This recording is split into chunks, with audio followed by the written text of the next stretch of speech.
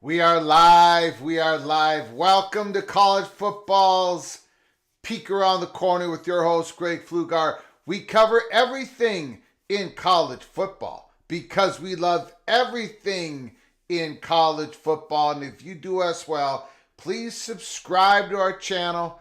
Smash the like button if you like our content. Share the video with your family and your friends. If you want to support this Rebel Outpost College Football YouTube channel with a donation, just hit the $sign, put in a comment, and we'll get to your super chat as quick as I can. Welcome into the studio. Welcome into the studio that sits on the corner of Keith Jackson Parkway and Kurt Gowdy Avenue. Do not be afraid. Do not be afraid to be a legend. With your comments in the chat and with your phone calls later in the show, it is Saturday. It's not quite Saturday night, but it's Saturday's night is all right for PATC. No. We're not going to talk about the college football playoffs. Not today. We're done talking about that until we hear news about maybe a format or whatever. We covered every angle of that story. And I'm glad you came on for the ride. I think we covered every part of it. Today, we've got a very interesting show.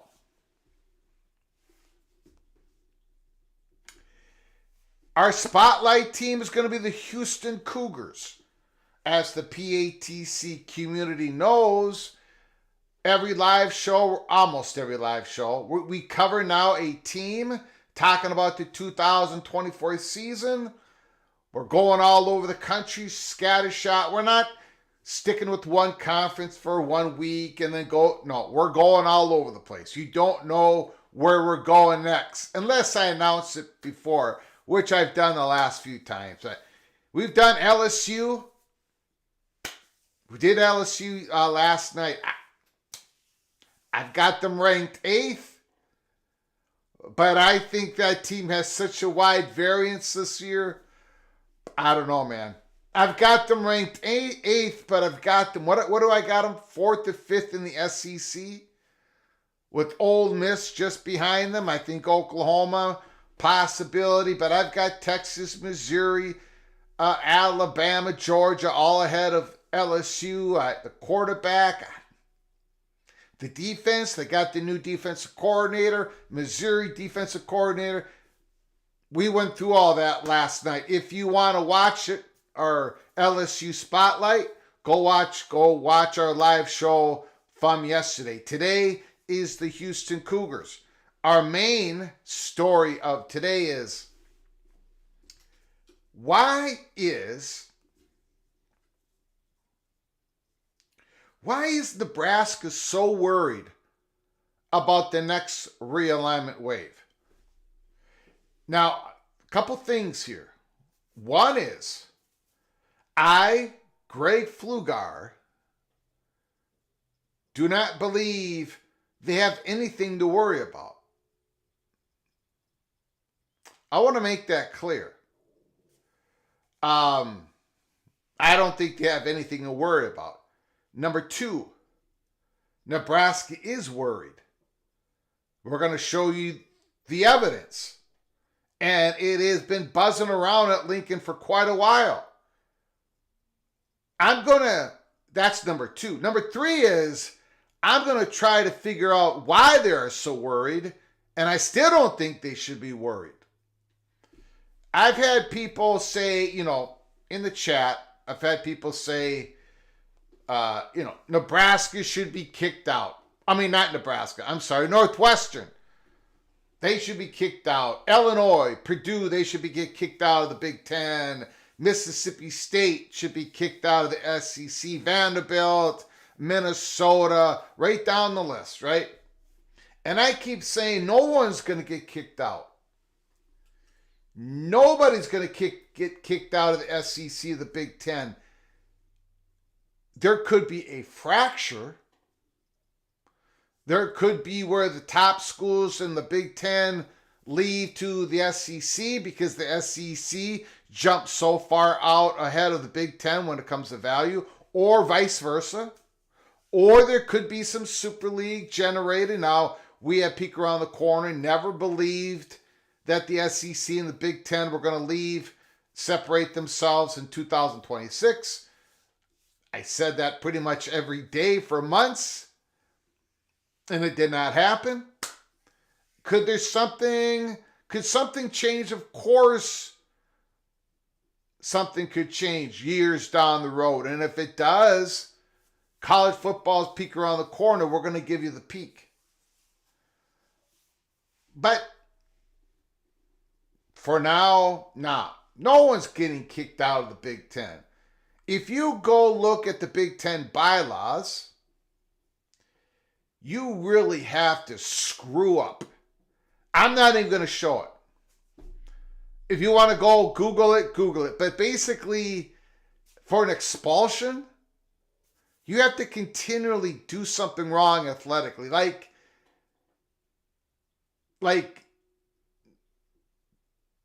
maybe you hire fraudulent doctors that take care of your student athletes. Something egregious.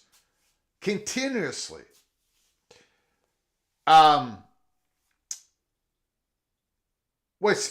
What is interesting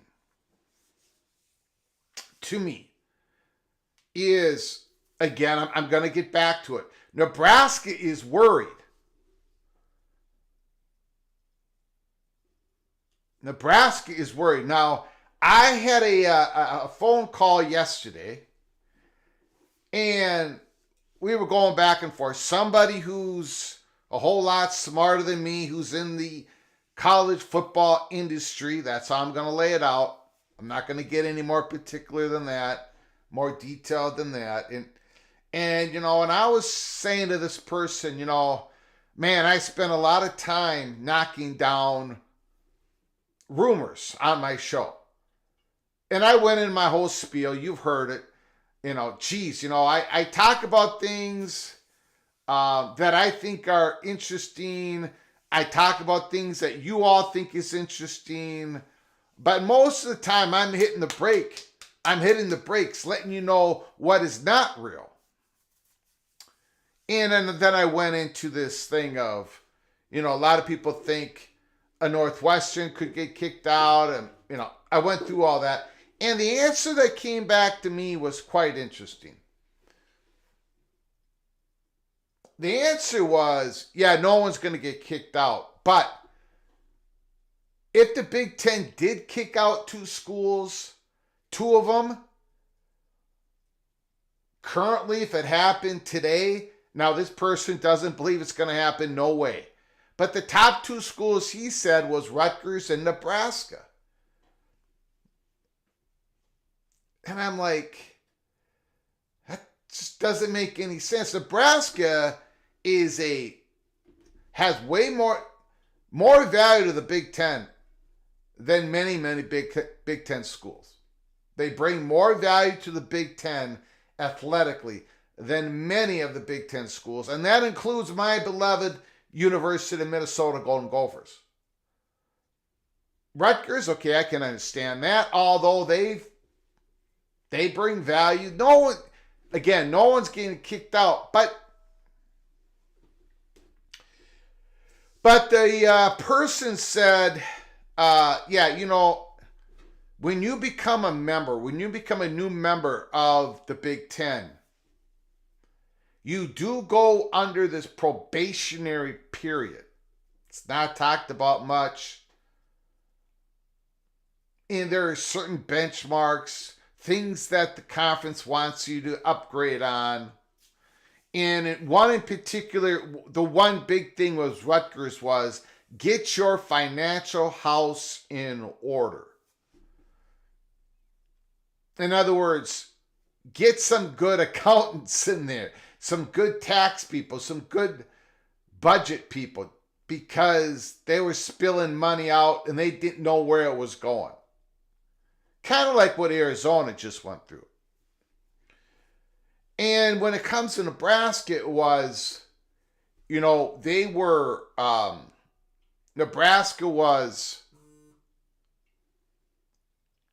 got the invite. I think they officially became, I'm going to get this all wrong. I think they became a Big Ten member June 30th, 2010, but it was announced around June 11th. And then March or April the following year, the president at the time in Nebraska announced that they had been expelled from AAU. And it's the first time a university had been expelled from the AAU in over 100 years. They were voted out. Now, there was other universities before Nebraska got expelled. There are other universities that had left the AAU on their own, and there's been universities that have left the AAU on their own since Nebraska was expelled. Iowa State, I think Syracuse happened a little bit after or before Nebraska was expelled. But anyways, but Nebraska had benchmarks. And maybe, we're going to get into it, maybe they're worried that they haven't reached those benchmarks. and somehow they could get expelled. I don't believe so. I don't believe that can happen, but I believe that maybe that's why they're worried. And we're going to go through that. That's the only angle I can see that, why Nebraska's worried. Now, again, for those who just showed up here in our show, I don't believe they should be worried. But Nebraska is worried, and we're going to show you the reporting of that they are worried. And it's more than one person at Nebraska that is worried. I cover stories that, I don't believe in. I make sure that I don't get stuck in my silo. You guys know I covered the dissolution theory of the ACC, and I told you I don't believe this is going to happen. I don't believe it's going to happen. It's not going to happen. And it didn't. And I covered the power, the Super League, or the two leagues leaving in 2026, the SEC and the Big Ten, and I did not believe. There was no evidence on the ground that was being used as leverage, but there was nothing on the ground that spoke to the SEC and the Big Ten laying any groundwork for that. Real groundwork for that. But I covered it. But you know what my thought on those. A lot of different subjects I cover, but I tell you, no. But then there are many, many things that I cover that I say, we're giving you the peek around the corner. Oregon, Washington, Colorado, whole bunch of stuff, right? We're going to cover this. We are going to cover Nebraska's worried. They are worried about the next realignment wave, and I don't believe they should be worried. But as we go into the story, it's quite interesting. It is quite interesting. So we're gonna hit that. We are gonna hit that. Now, Trev Alberts left, the athletic director. He's the new athletic director of Texas A&M. Why did he leave? I don't know why he left. I got a feeling one of the reasons why he did not leave was because of the timing of the hiring of the president, the new president. And I showed this before. There's a lot of consternation at University of Nebraska-Lincoln that they have not hired a president yet after the interim took hold on January 1st. Well, just one example, Minnesota, their search for a president went over 10 months. It was announced on April 3rd, 2023, University of Minnesota President Joan Gable was departing for the University of Pittsburgh. And Rebecca Cunningham, the new president, was just announced February 26th. That's a longer time period than what Nebraska have gone through so far. And there's many, many, many, many examples. Just Google it. Do your research on it. So I'm not buying that Trev Alberts left because there's not a permanent president in place. They had an interim president in place. And that interim president has some sort of personal relationship with Trev Alberts. I don't know why Trev Alberts left, but I don't think it had to do with the length of the search, in which a lot of people are putting the blame on. Now, what's interesting, and we're going to go through it here. First, we're going to do the Houston Cougars story, the spotlight of the Houston Cougars football team 2024. But, as I had the discussion with this person in the industry, Trev Alberts was very ambitious. He tried to get the job to become the CFP selection committee head of that, managers, whatever you call it. He tried to become the head of that. It didn't work. But he also pushed for something inside the Big Ten that I was not aware of. Shame on me, but I'm going to report it to you today. That did not, it was dismissed out of hand.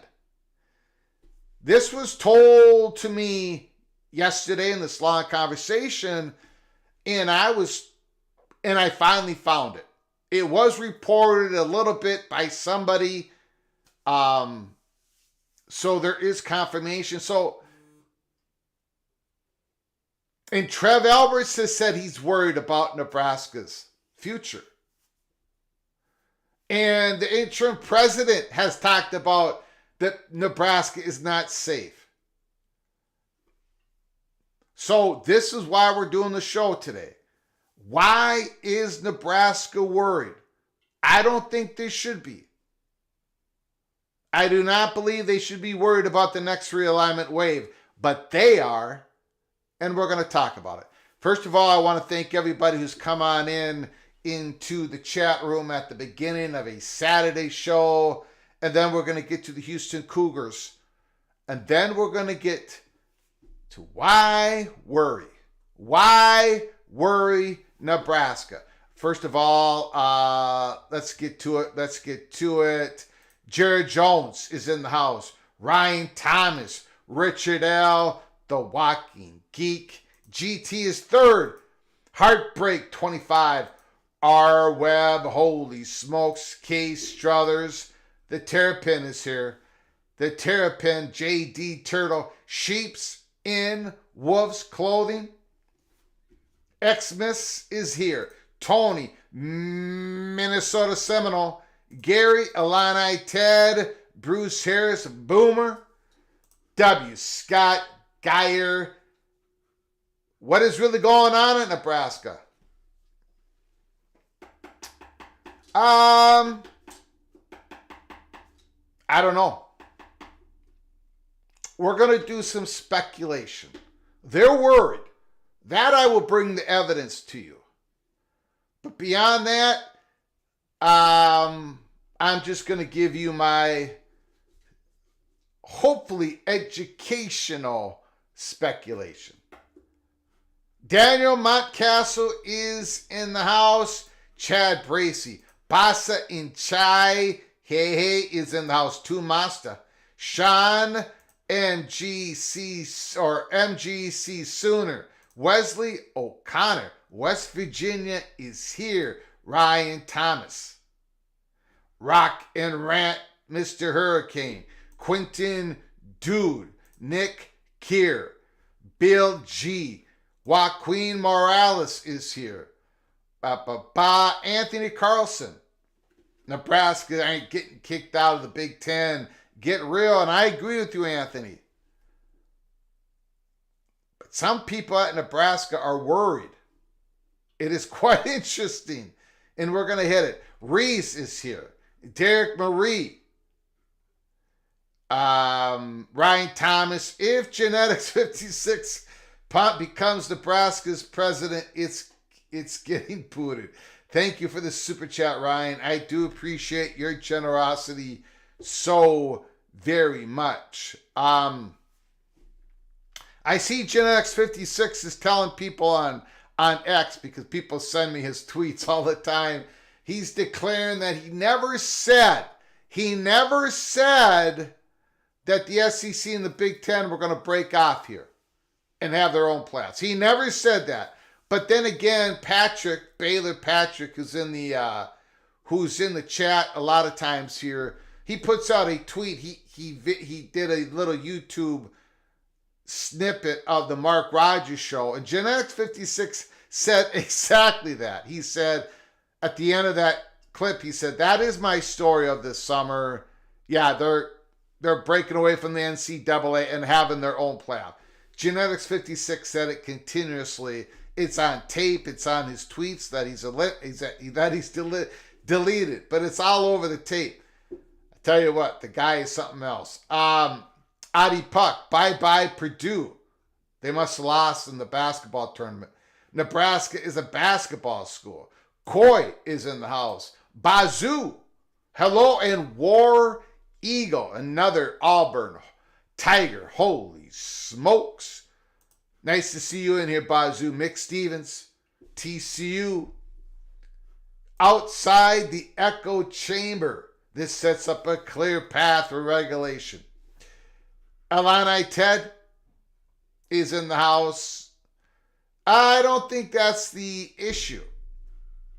I'm not even sure there is an issue, but Nebraska thinks it's an issue, and I'm going to give you my speculation on what that issue is. But I don't know. I don't know why Nebraska is so worried, but they are. They are. Who else is here? Kevin Newsom. He's here. Dante's Inferno Purgatory is in the house. Tough Tony, of course. Jim Reese. Boy, a lot of people have come on in. Ryan Thomas, Genetics 56 is really Tony Altimore's alter ego. Just like Norman Bates' mother is to Norman Bates. Same creepy vibe, the exact same level of crazy. Thank you for the super chat, Ryan Thomas. Thank you so very much. I appreciate your generosity to the program as always. There it is. Patrick, worried lawsuit. It's Patrick. It's Patrick who has up on his Twitter account that little snippet of Genetics 56 saying, yes, they're going to go have their own playoffs. Caleb Ramirez is here. Cougs House equals White House. Buckshot Kid. A45 is here. Phenomenal Hebrew is here. A lot of people here. Congo, what's up, everybody? Okay, let's get to it here. First of all, we're going to talk about the Houston Cougars. That is our spotlight team for Saturday, March 16th. Now, we do have Houston Cougar fans who watch the show. I see the demographics. I see what city watches it. Houston is shooting right up. Come on. We all know that this is going to be another down year for the Houston Cougars. We're doing a spotlight on everybody because I love everything in college football. We're going to do spotlight on everybody. Houston Cougars, new head coach. The expectation level is very low. Willie Fritz is going to have a long runway. I did not think that Fritz was going to leave Tulane. I thought he was going to retire from Tulane. And I took the L on that a long time ago. I'll take the L again tonight. I did not think really Fritz was going to leave. This was a great hire for the Houston Cougars. They got somebody I did not think they were going to get. Let's get into it. Again, we're going to do the Houston Cougars spotlight Saturday, March 16th. And I haven't really decided who the next spotlight team's going to be. I've got a few in mind. I've got a few of them in mind. UCF is one of them. But I haven't quite made my decision. UCF or North Carolina State. Does Houston have problem in the trenches? Now, this is from Houston 247. Yeah, they're going to have a problem in the trenches, especially on the offensive line. Willie Fritz need not worry about hurting feelings on the depth chart, particularly in the trenches. The newly arrived head coach from Tulane has plenty of star power to replace on the O-line, D-line with so many new faces. Competition is inherent this spring. Meanwhile, this is a big one now. Presumed starter Donovan Smith, the quarterback, is out this spring as he heals from surgery to repair a torn labrum. They have a very interesting QB2. We're going to get into it as we do the spotlight on Houston. Donovan Smith is a interesting player. The Red Raiders in the chat room, they know about him. An exciting player. Throws too many interceptions. But if he can bring that down under Willie Fritz, we'll see what happens. Very interesting. Unfortunately, there seems to be, in my opinion, that torn labrum for quarterback, man, that's hard to come back from. It's hard to come back from within the same year you have that surgery. There have been a couple of Nebraska Cornhuskers. Speaking of Nebraska, which we're going to do here later in the monologue, they've had a couple quarterbacks with a torn labrum that never really got back. That never really got back to where they were before. So Donovan Smith, we'll see what happens there. Interesting quarterback, QB2, that we're going to get into in a little bit. Simply put, Houston is really starting over after firing Dana Holgorsen. 4 starters along the Cougars offensive line last season are gone, including first team all Big 12 star Patrick Paul. The Cougars' 2 best pass rushers along the defensive front, including Big 12 sacks leader Nelson Caesar, a first-time conference selection, are also gone. Caesar entered the NFL draft, and Caldwell, 6.5 sacks, went to the stacked Oregon Ducks.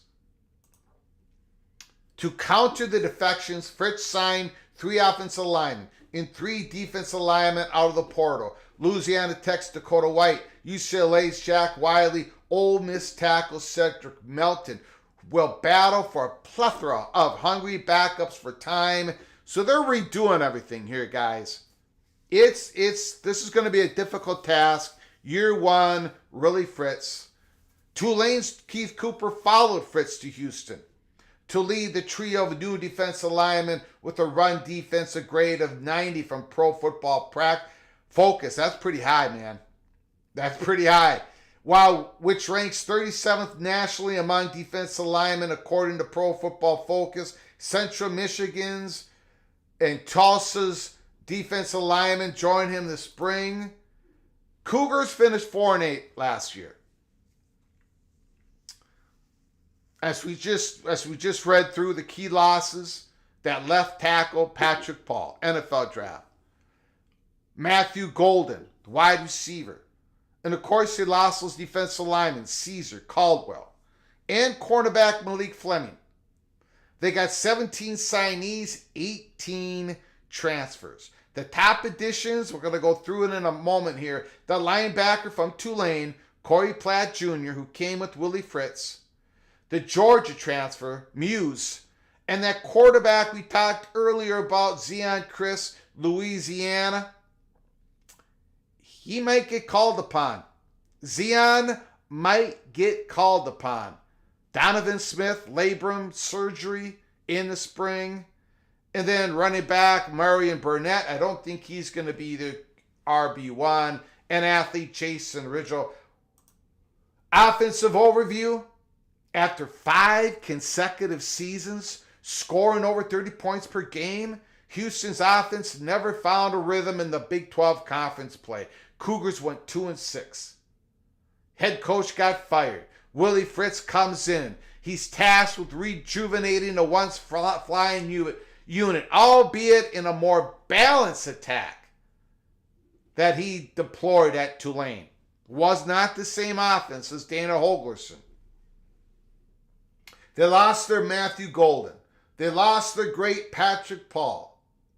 But there are plenty of pieces to be excited about. Sam Brown emerged as the number 1 option last year with 62 catches for 815 yards. That was the transfer from West Virginia. Sam Brown had a hard time catching the ball with the Mountaineers, but he had a very good year at Houston. And he's coming back. Running mate Joseph Manjack, the 4th, returns as well. The backfield is stacked with 3 returners. The breakout candidates is Muse. We know about him. the Georgia transfer. Fritz prided himself in coaching special teams and got an electric return man in Georgia. He will replace Golden, a second-team all-conference kick and punt returner. Muse could also make an impact as a slot receiver. And then the quarterback, Zeon Chris. In 6 games with Louisiana last year, before a broken tibia, Chris threw for 1,222 yards, 11 touchdowns, and added 492 yards and 6 touchdowns on the ground. He's a dynamic athlete who will push senior Donovan Smith in spring ball. Donovan, he's just had surgery. So is this going to be Zeon Chris's team? That's the question I have for the Cougars in the chat room. Tight end Malik Carr, 54 catches, 696 yards, 5 touchdowns at Michigan State. I remember Carr. He played against Minnesota twice. This 6'6", 265-pound tight end looks like a left tackle. It can run like a wide receiver. A dangerous combinations for the defenders to deal with. Look for Malik Carr. Watch for him. Houston, 2024. The key unit, the running back situation. Fritz likes to be more balanced than Dana Holgorsen, 50-50 offense. He's done the math. They win way more than when they gain more yards on the ground than their opponent. The good news, Fritz has 3 returning running backs for 2024. Parker Jenkins, I think, is going to be their RB1. They led the Cougars in rushing as a freshman. Stacy Sneed is an explosive athlete. And Tony Mathis, 6-year Tony Mathis. Again, we saw him at West Virginia, transferred a couple years ago, I believe. Often injured, though. But if he can be healthy, he can help out. And I do believe that Parker Jenkins will be RB1. The biggest question mark, and we'll end it here, in our Spotlight Cougars, they've got to rebuild the O-line. They lost the great left tackle, Paul. They've lost a lot of guys. They're going to have to rebuild the D-line. It looks like they got some good transfers. I think, they've got Sam Brown coming back. The Muse, going to be a good returner. They've got some pieces. The running back. The biggest question mark, the quarterback. Fritz has a quarterback battle on his hands between incumbent starter Donovan Smith and Louisiana transfer Zeon Chris. We all know, everybody in the chat room knows about Smith. Big guy, 6'5", 235. Chris is 6'3", 210. Both are physically imposing dual threat quarterbacks with similar play styles. Yeah.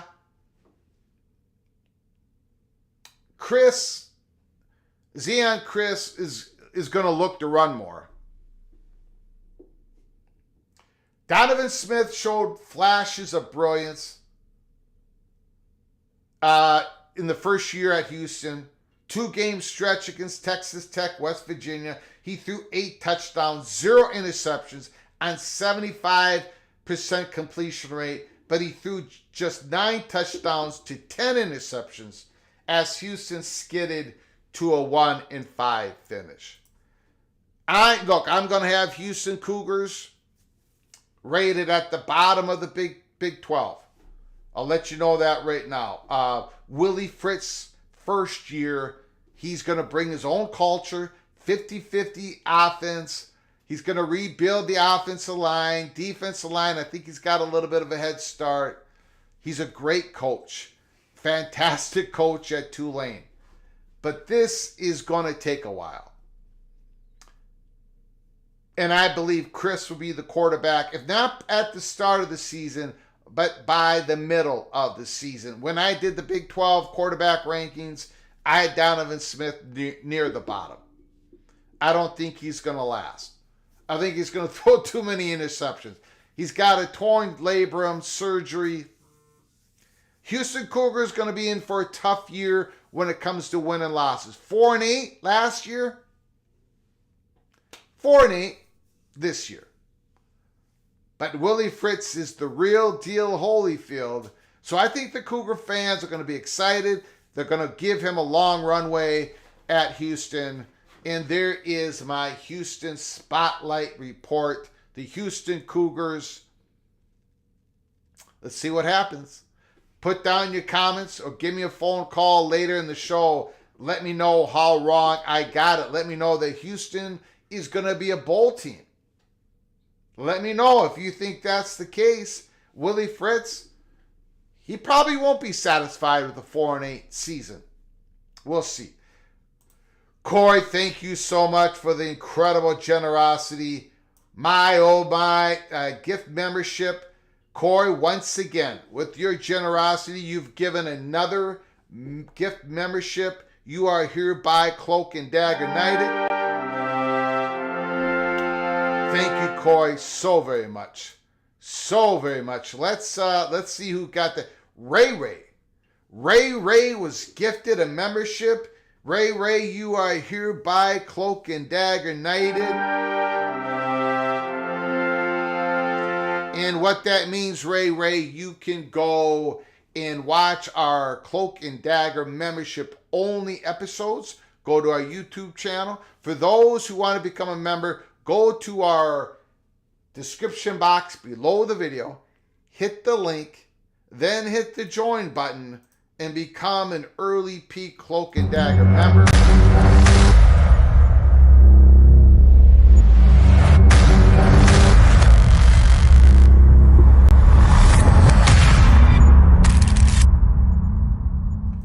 Okay, let's get to your comments, and then we're going to get to the main story of our live show on March 16th. Why is Nebraska so worried? Kevin Newsom, the Cougs can get it done in the Big 12, but yep, Greg, it will take some time. I'm sure glad you are the cooler, Greg. Cougs to the natty. Yeah, it should make you feel better. If I'm picking Cougars near the bottom, it should make you feel better. Although I'm 3-0 against the spread in 2024. Got the semifinal games right, and I got the championship game right. Okay, so let's get to it. Tony, the Vikings need to trade those 2 first-round picks for a top 3 pick. I would like for the Vikings to get Drake May, but I'm okay with J.J. McCarthy. I'm okay with any of those guys. Caleb Williams, Daniels, Drake May. But the number one guy I want is Drake May. We'll see what happens. We'll see what happens. The Vikings will screw it up. Okay, now let's get to the Nebraska story. Okay, let's set this up here.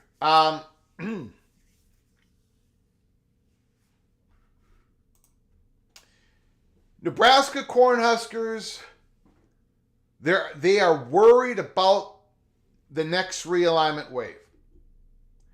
And I don't believe they have anything to worry about, but they are worried. Now, let's start with this. This was an article, and when this came out,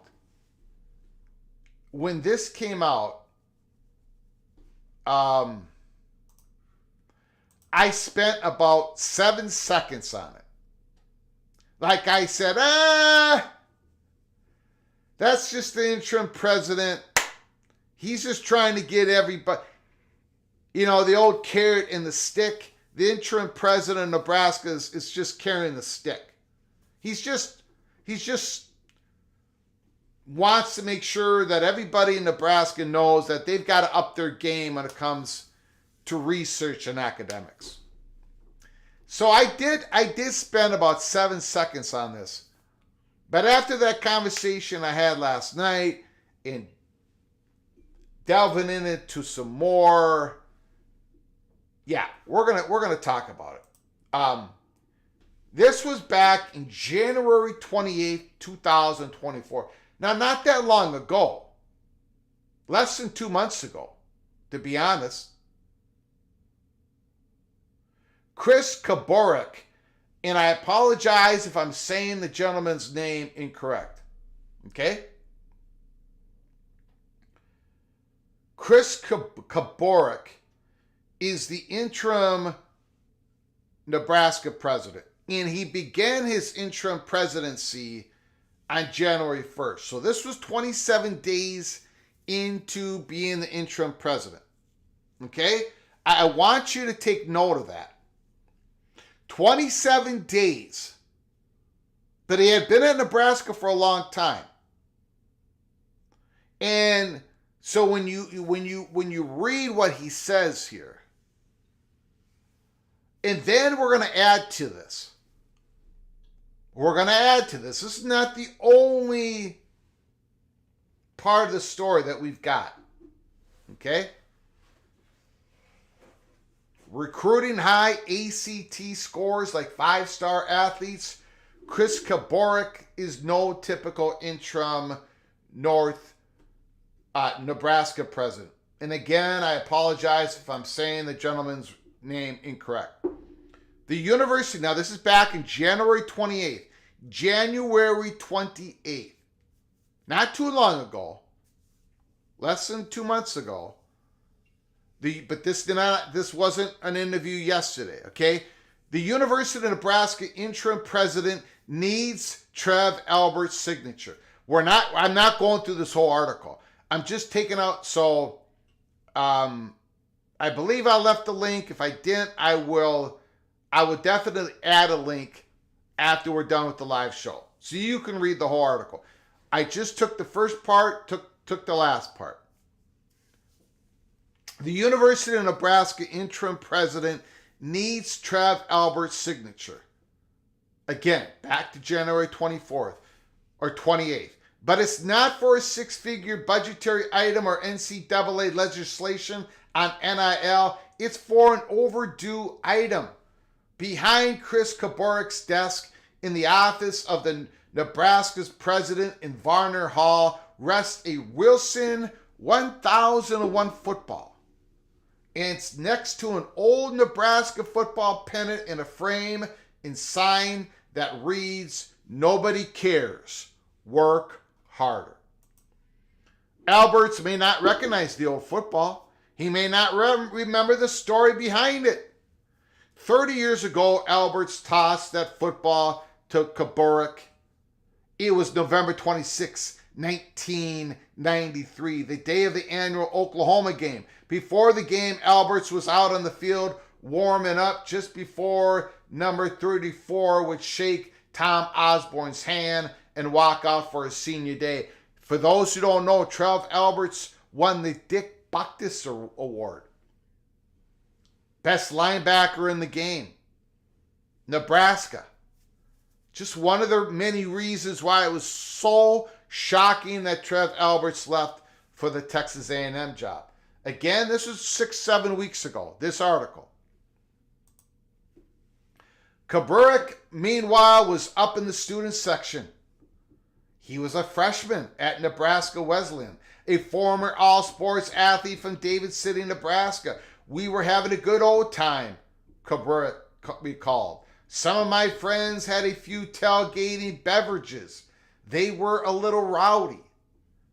Trev got done with his warm-ups, and he just turned and chucked the football into the crowd. It came right to us, and I was a wide receiver in high school, and I just picked it out of the air and grabbed it. I quickly stuck it under my coat and hightailed it to the top of the stands. We weren't sure if we were allowed to keep it." Kaborek remembers it was cold that day and that Alberts injured his elbow in the first half. "Just before the national championship game in the Orange Bowl," Kaborek said, "and I thought I jinxed him." Kaborek laughs about that now. He's worked for Nebraska since 1997 in various jobs, including as Senior Vice President and Chief Financial Officer the last several years. So when we get into the story,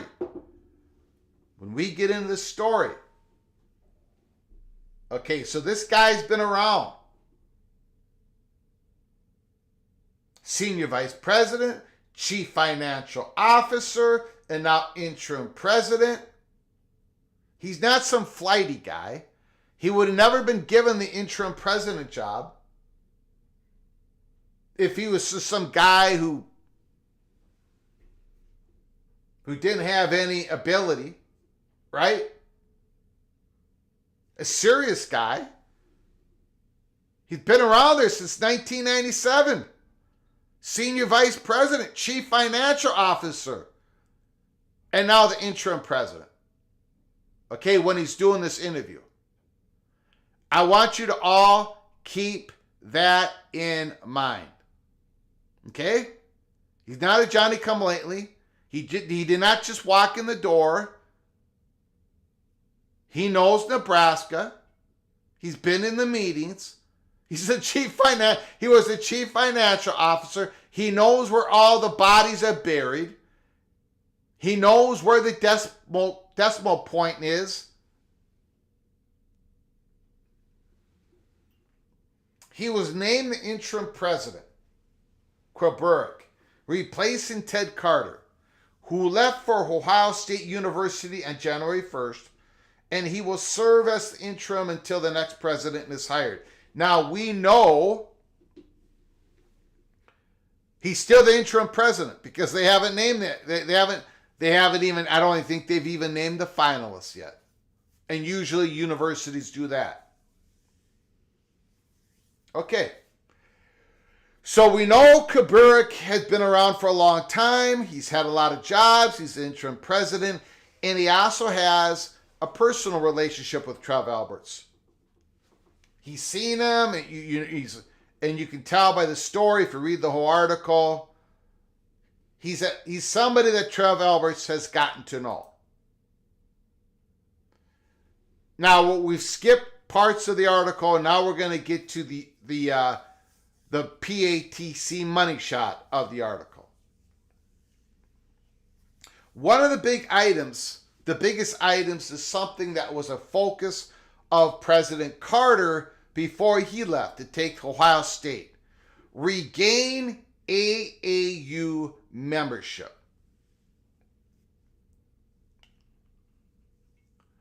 AAU membership is based on research spending, student graduation rates, faculty involvement in national academics, and faculty awards, among many, many, many other things. Nebraska lost it not long after it joined the Big Ten Conference in 2011.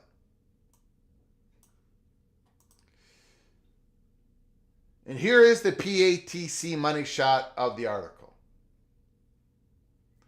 Whether we like it or not, college athletics is changing all the time. Kubrick said, "We don't know what college realignment will look like in 5 to 7 years.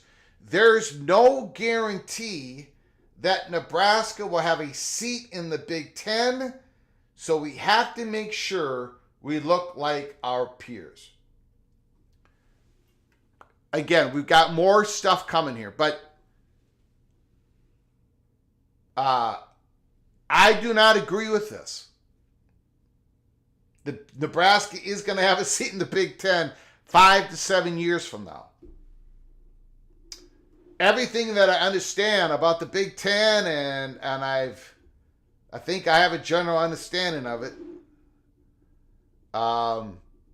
Nebraska is safe. Of course, they're not going to get kicked out.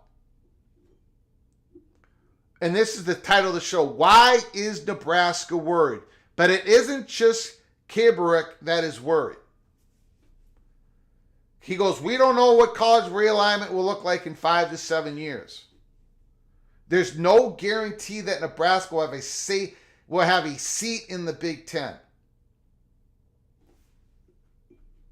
So we have to make sure we look like our peers. Cougars said when UCLA, USC, Washington, and Oregon join the Big Ten later this year, 17 of the 18 conference schools will be AAU members. We're the only one who's not, Cougars said. From the president's perspective, when I walk into meetings with the presidents and chancellors, it makes you a little apprehensive in terms of what we don't look quite like the others. We have the hammer down now to make sure we're not only on the upswing in athletics, which Nebraska is, but also on the academic side as well. This is about our public declaration to go compete against the best. That's why we're doing some of this reimagining and budget cutting. We have to have some smart conversations.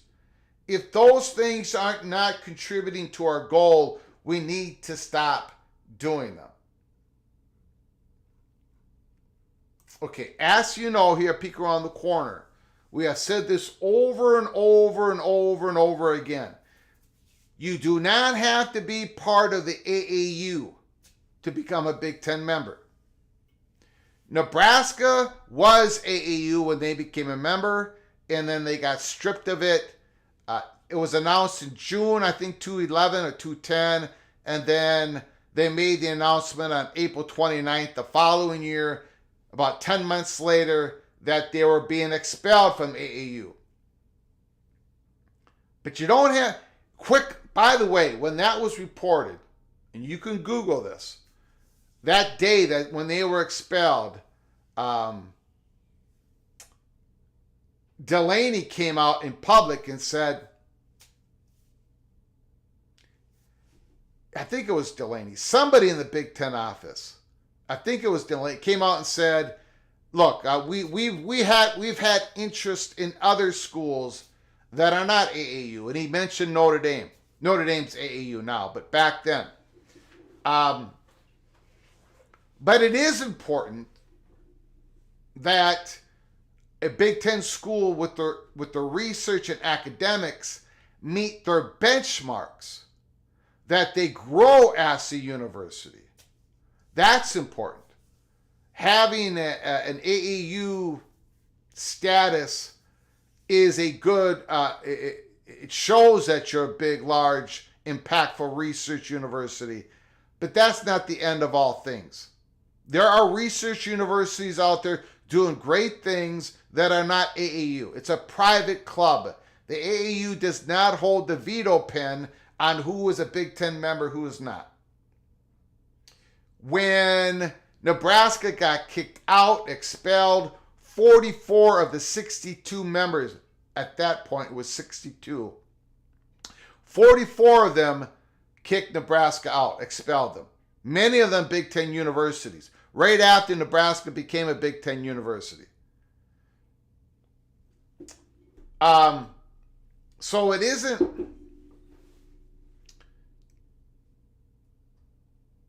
So let me get to the next part of this. Whoops, that's not what I wanted to show you.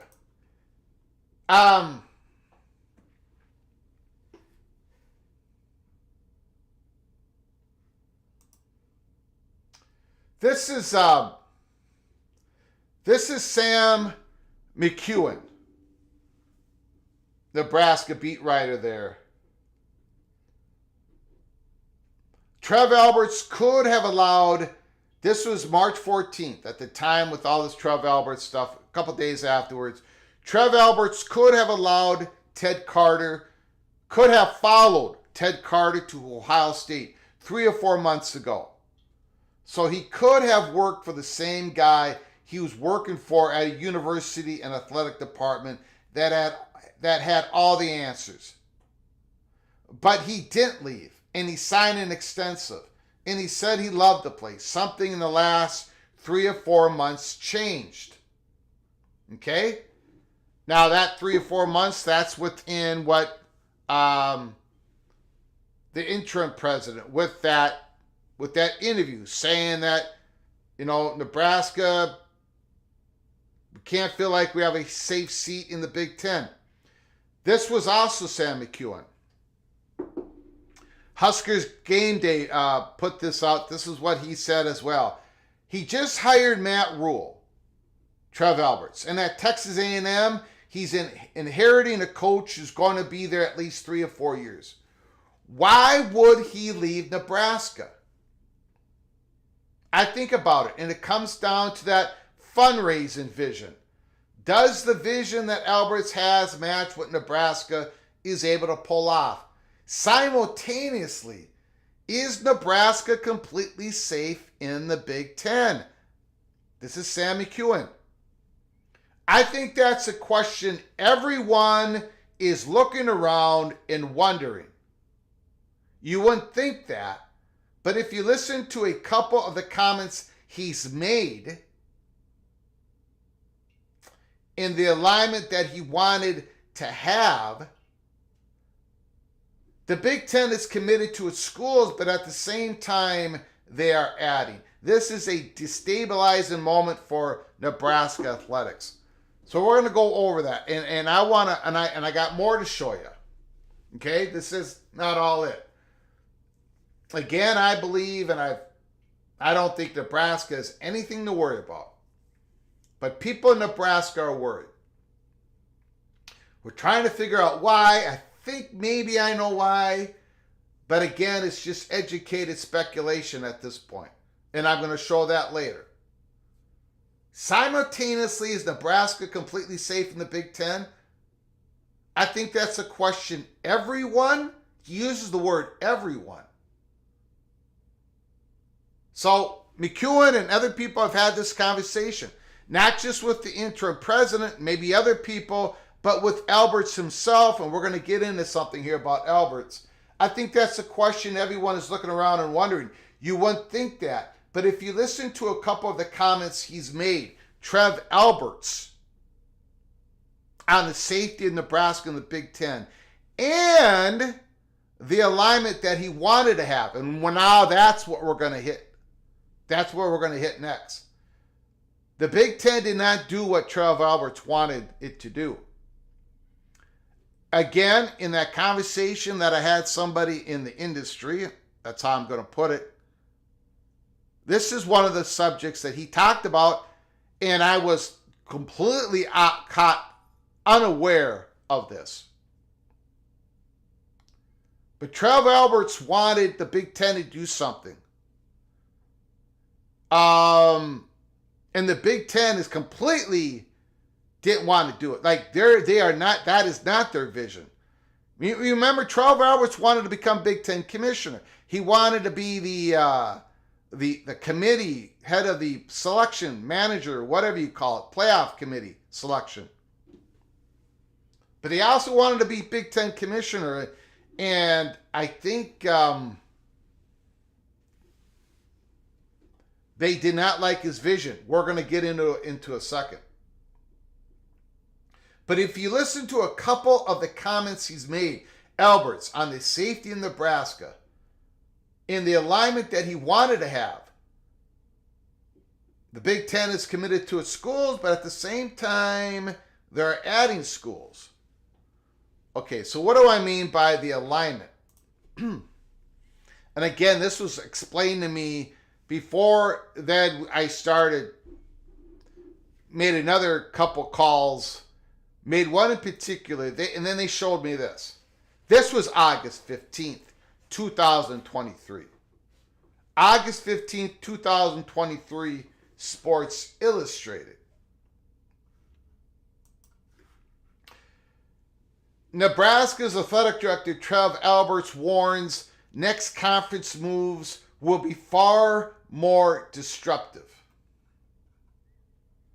Now again, this is after the Big Ten brought on Oregon and Washington. Okay? College football realignment has taken over the summer, with 8 Pac-12 teams committed to leaving the conference. That can only be the start of realignment out west, since the 4 remaining teams of the Pac-12 still have to decide upon their future. Nebraska Athletic Director Trev Alberts explained that the most impactful parts of realignment haven't even happened yet. So Alberts thinks the next wave is going to be even more disruptive than what just happened. Which I don't quite. Now I think there's going to be something big on. You all know that the ACC, the composition of the ACC currently is hanging by a thread. We're gonna know a lot more about that March 22nd, and then to Monday, March 25th, March 26th, March 27th, whenever the judge gives his order in Mecklenburg County, whether dismiss or stay. I don't believe it's done. It's never been done, Albert said. It's more likely than not there will be continued periods of angst. I believe that the next go-around, that's my basic conclusion, will be far more disruptive than anything we're currently engaged in. We need to prepare ourselves mentally for that. According to Alberts, this is all cause of the changing nature of TV deals. Cable bundles are dying in favor of streaming options. Therefore, he explained that the business model is falling apart, which requires conferences to change their motivations. Still, Alberts was favoring adding Oregon and Washington to the Big Ten, even though he acknowledges the issues that arise from non-revenue sports switching conferences. And if you are long-term members of the PATC community, when I pounded the table for months that Oregon and Washington were going to be added before the Big Ten eventually goes to the Southeast, that Fox Sports wanted Oregon, that there were schools in the Big Ten West, not excluding Iowa, there were schools in the Big Ten, Nebraska being the leader of that wanted Oregon and Washington to be added. And I reported that over and over again, and Alberts was in favor. Nebraska was, Illinois was, Minnesota was, Wisconsin was, Iowa was not. I think those concerns are valid. Now, what Alberts is saying, there's issues involved with non-revenue sports switching conferences. Okay? I think those concerns are valid, they're real, and they need to be addressed, he said. I don't think it's sustainable. I will say I think there's some short-term strategies that we're already working on with the Big Ten in ways that we can alleviate some of those concerns. And here is the second PATC money shot of today. As a result, Alberts believed that the future of college football may need to be separated from the rest of the sports, since football drives all of college athletics despite it having different needs. If you just look at football in isolation, eventually conferences will matter less in a sense, Albert said.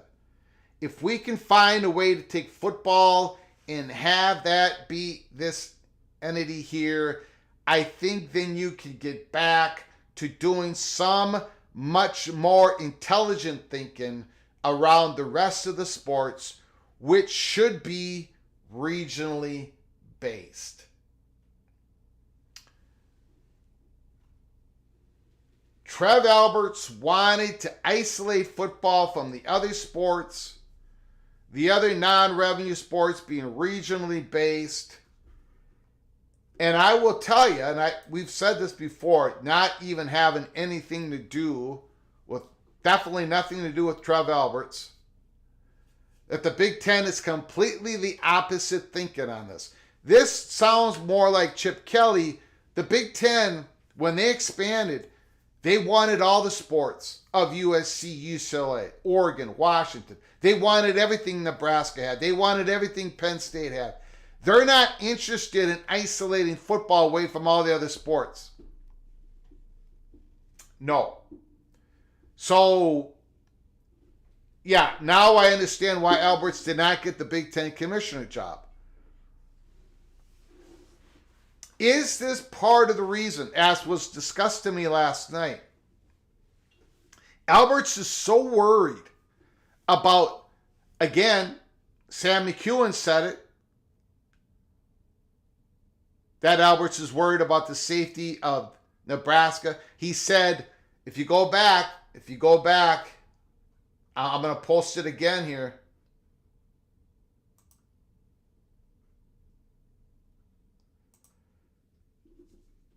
I think that's the question everyone simultaneously. Is Nebraska completely safe in the Big Ten? This is Sam McEwen. I think that's the question everyone at Nebraska, because no one else is questioning it that I've ever heard. I think that's the question everyone is looking around and wondering. There's no doubt Sam has had conversations about this with multiple people. He says everyone, that's more than one, that's more than the interim president. But if you listen to a couple of the comments he's made, that's regards to how Big Ten is, Nebraska is safe in the Big Ten. And he's talking about Alberts. So Alberts has had these conversations as well. He probably had them with the interim president. That's why the interim president said it in an interview. So Alberts is so worried about this. He wants football to be isolated and have all the other sports be regional. That's how worried Alberts is about Nebraska. And then McEwen says, but if you listen to the couple of the comments he's made on safety of Nebraska and the alignment that he wanted to have, which is this, the alignment that I just pointed out, and in no way is that going to pass. Okay, so now, let's get to the brass tacks. Why is Nebraska worried? Why are people in Nebraska worried about their safety in the Big Ten? And I will tell you my strongly held opinion. They don't have anything to worry about. But I'm going to give you my educated speculation why I think some are mistakenly worried.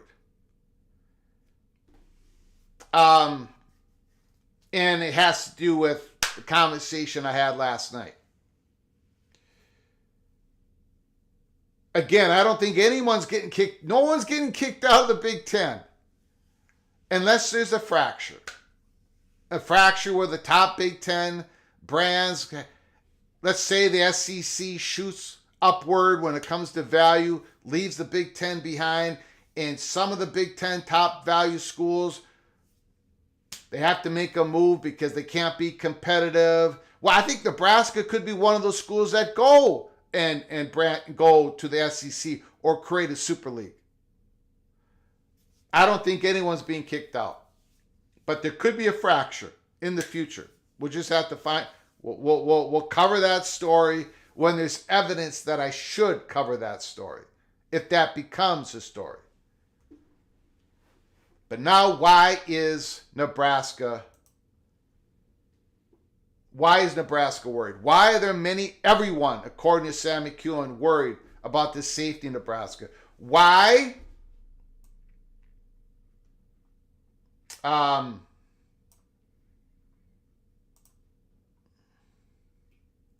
Again, I got new people coming in here. Here's the interim president, Cougars. Whether we like it or not, college athletics is changing all the time. Cougars said we don't know what college realignment will look like in 5 to 7 years. There's no guarantee that Nebraska will have a seat in the Big Ten. So we have to make sure we look like our peers. This is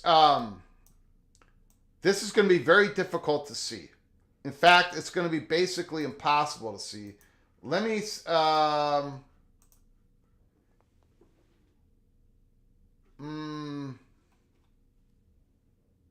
that's the best I can do.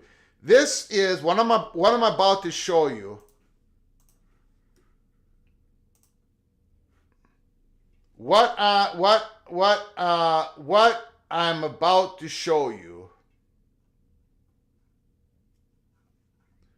is the research expenditures by the listing of the top research universities and expenditures. Again,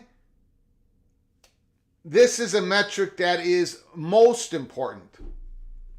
Not AAU status, although being AAU means that you do a lot of, you're quite successful in research. But it's the research expenditures, the number that faculty and all that stuff, awards, all that's important. But how much work, how much expenditures do you do? I'm putting this up. This is our rankings by R&D expenditures, research and development. Johns Hopkins is number 1, 2022 rankings. I know this is impossible to see. I have provided a link in the description. If you go look at Nebraska,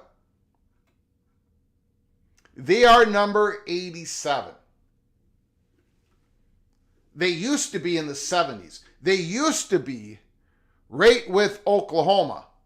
If you go check like 2017, 2016, 2015, if you look at those rankings, they were always like one above Oklahoma, one below Oklahoma. Oklahoma now is 72. These are the latest rankings, by the way.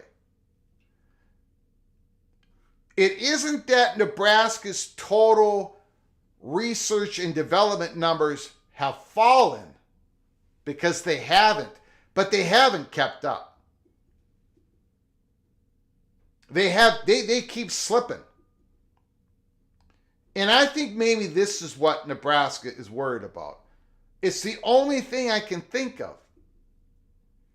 If you go into the Big Ten bylaws and look at the expulsion of a university, we talked about it at the beginning of the expulsion of from the athletic conference. Man, you got to continuously be fraudulent in how you take care of your student athletes and money, a whole bunch of things. And then there's a whole bunch of list of punishments and then expulsion. As far as I know, Nebraska's not even on probation about anything. But that is on the athletic side. So this is the only, and again, that conversation I had last night. Nebraska's research development expenditures has not grown. Again, we in this conversation, every school has their benchmarks. When they come in the Big Ten, there's a probationary period. In 2013, Nebraska was at $266 million. 2022, they're at $340 million. You take a look at Oklahoma, $255 million, and they're at $408 million. They're not in the Big Ten. They're not with the research universities in the Big Ten. And yet they have grown so much more. Iowa State, $266 in 2013. Same with Nebraska. But now Iowa State does $393. $50 million more than Nebraska. Go right down the list. Do Miami of Florida. Miami of Florida has grown $100 million since 2013. Do it by percentage. Do it by real numbers. Notre Dame. Let's take a look at Notre Dame. If I can find them. They're at Notre Dame. They just became AAU. Okay? They do $280 million. They do $60 million less than Nebraska. But in 2013, Notre Dame was doing $175 million. Nebraska was doing $266. The growth of Notre Dame shatters what Nebraska has done, as Nebraska's been a Big Ten university. Again, there's a link provided in the description. Kansas, who's everybody says, they better get their, maybe someday they lose their AAU. They were 298. They were 30 million ahead of Nebraska in 2013. They're 405, 405 million.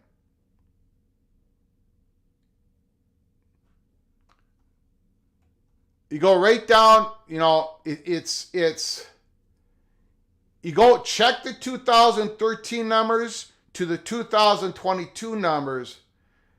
Florida State, who's not an AAU member, right? They're not an AAU member, and everyone talks about how Florida State has emerged as a growing research university. They were at 250 million in 2013. They were 16 million below Nebraska. Without being AAU, without being in the Big Ten, Florida State is now doing more research and development in total dollars than Nebraska.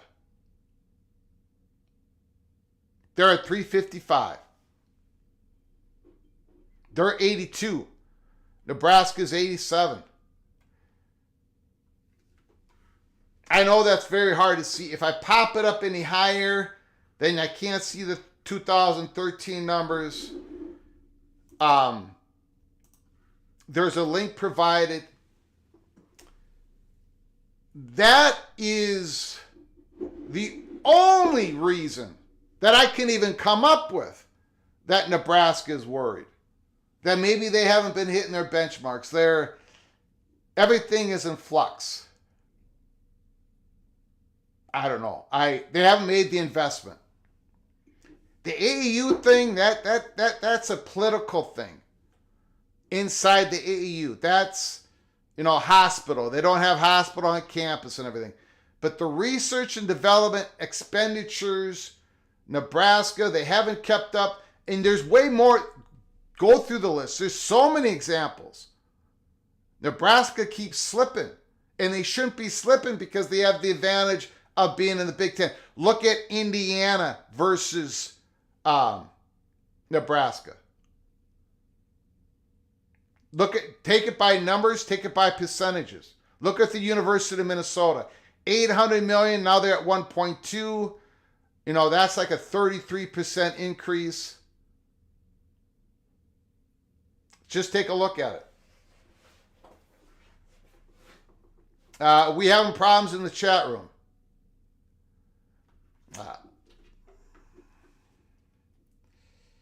Yes, we are. And we always, we're going to take care of that. Hold on, everybody.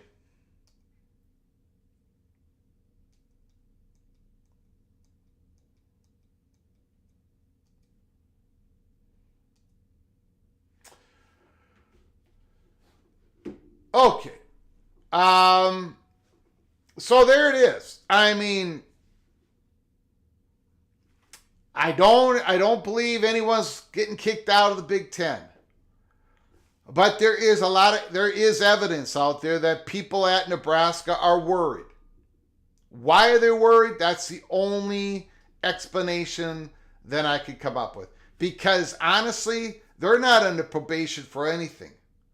They're an incredibly valuable athletic department, university in the Big Ten. They're not AAU. That research and development, the university is not doing well in that. No question about it. But Big Ten kicking them out. Why are they worried? Let me know why you think they are worried. Or maybe you don't think they are. Maybe they're just...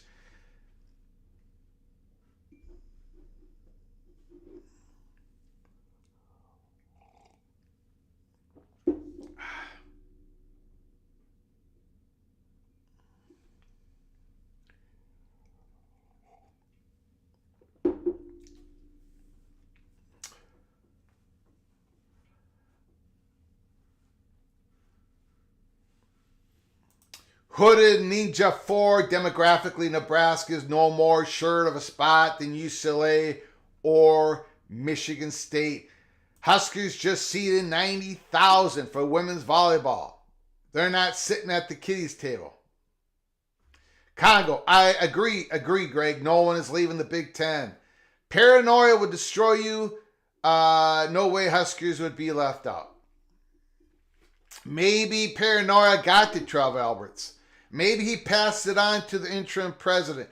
Again, this interim president at Nebraska has been around since 1997.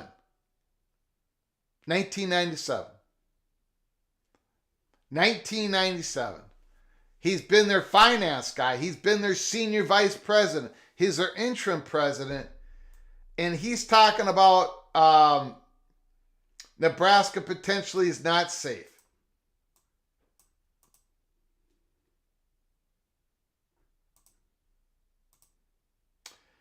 Whether we like it or not, college athletics is changing all the time.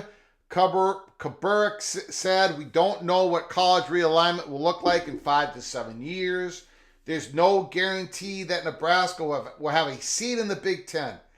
Who in the Big Ten talks like this? I have never heard anybody say anything like this before. Nobody anywhere. Honestly, nobody anywhere has ever said there's no guarantee that we'll have a seat in the Big Ten. And this guy's been around at Nebraska since 1997. And then you have Sammy Kewen. Simultaneously, is Nebraska completely safe in the Big Ten? I think that's a question everyone is looking around and wondering. Everyone in Nebraska is looking around and wondering. Why are you wondering if Nebraska is safe or not? What did Nebraska do to not be safe? I've never heard anybody talk like this in the Big Ten. What is in the... There either is something in the water at Lincoln. Sammy Kewen says you wouldn't think that, but if you listen to a couple of the comments he's made, that's Alberts when it comes to safety in the Big Ten, and the alignment that he wanted, that was shut down. The Big Ten is committed to its schools, but at the same time, they're adding. What do you think they're adding so they can subtract later? Look, Sammy Kewen, who's been around reporting on Nebraska stuff for years, I think that's a question everyone is looking around and wondering. Is Nebraska safe? Do people at Nebraska, inside Nebraska, not just Trev Alberts, not just the interim president, are they all looking around each other? Are we safe? Are we safe? Are we safe? Why are you asking that question? Is somebody in the Big Ten telling you something differently? The research and development expenditures is the only thing I could come up with on why they would, besides complete paranoia. I'm going to open up the phone lines. If somebody wants to call and talk about this issue, or our spotlight team, the Houston Cougars, or talk about anything you want in college football, give me a call. 763-260-1333. 763-260-1333. I do apologize that I was not able to get to the troll earlier. Just doing the show, and you always, it happens. Daniel Montcastle, was something said at a Big Ten meeting that made him think that Nebraska wasn't safe? Maybe not in a Big Ten meeting, or did somebody, did the interim president did the interim president say that in an interview because Trev Alberts said we might not be safe? Or did the interim president tell Trev Alberts, But then you got Sam McEwen says everyone's talking about it. Everyone's looking around. Are we safe or not? Bill G seems like paranoia to me. Nebraska has made it, administration makes it a priority that they can regain AAU status.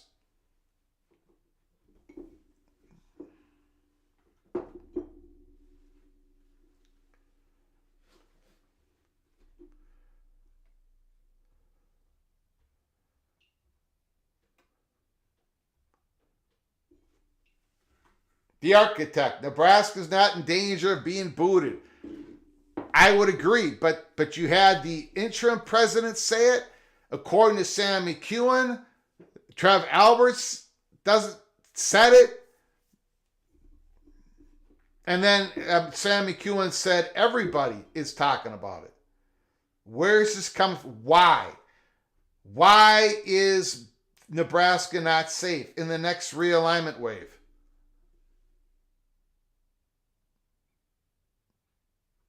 Phone lines are open, 763-260-1333. The only explanation I could give is that they've slipped, especially with the advantages they have, they've slipped in the research development expenditures. Not because they're not AAU. That's not a requirement.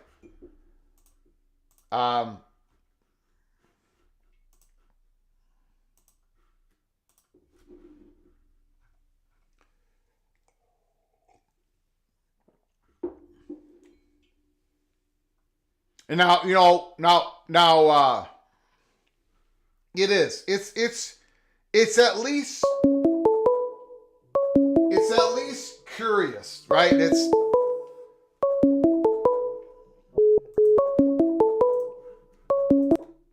Call from. Name is Gary. Gary, thanks for calling. The floor is yours, sir. Hey, Greg, this is the first time I ever called you, but I've been watching you ever since your first show. Beautiful. Thank you, Gary. You said you don't understand about Nebraska. Well, maybe I can help you a little bit. I got two good stories for you, one for the football team and one on Trev Alberts. Which one you want to hear first? Let's go football team. The Trev Alberts one I'm most interested in. Nebraska, I have my reasons, but go ahead. I've been a fan since 1969, 68, somewhere in that area when Johnny Rogers started. Bob, we struggled in the early 60s and did not have a very good team. We got our ass kicked by Alabama's and everybody. We finally got our zero eyes on Bud Wilkinson, kicked our butts, and then Bob Devaney and Chuck Fairbanks of Oklahoma. Mm-hmm. We started high in Oklahoma. We wanted to be like Oklahoma. We figured we had to be like Oklahoma to beat them. Mm-hmm. And that's what we beat. We started turning our things around. We got players. We got different situations. In 68, we got Rogers. And then we got taggies and things like that. Yeah. We started building the team. Yeah. All right. I think it was 1969, we played Georgia in the Sun Bowl. That's when things started turning around. Mm-hmm. Okay, 1970, I think we tied for national champion. We tied, and then in 71, Devaney won it on his own. But the great Johnny Rogers. Right. Yeah. Then we ran into another bad string. When Bob Devaney left and Tom Osborne took over, we ran into another bad string. Osborne almost got fired. He went down to Houston Oilers and was trying to interview for a job because he couldn't beat Oklahoma. Mm-hmm. So then he went down south and learned how to play football. He got some of the coaches, he got some of the players, and then that's when Switzer was around, and Switzer used the wishbone. When we couldn't beat him, we tried to pass the ball, we tried to pro offense, we couldn't do nothing with him. So, and it was bad.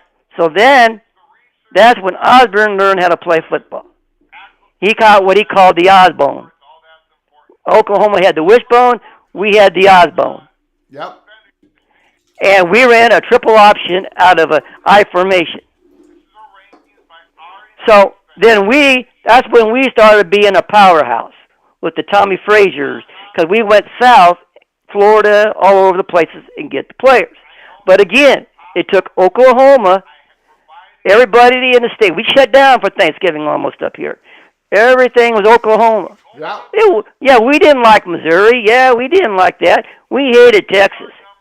But Oklahoma was our heart. It's just like you if you was married, like you're married. Yeah. If your wife died, you'd be looking around for another wife, but no wife was good enough. Well, Oklahoma was our wife. We lost Oklahoma. And we cannot, in the Big Ten Conference, as good as you guys are, we can't find another Oklahoma. We have to have somebody in this. We have to have somebody that we can zero in on. Mm-hmm. You know what I mean? See, we didn't hate Oklahoma. Yeah. We did not hate Oklahoma. So we respect Oklahoma. Iowa can't quite get to that level. Iowa is Texas. Yeah. Iowa is Texas. We just don't like them. Yeah.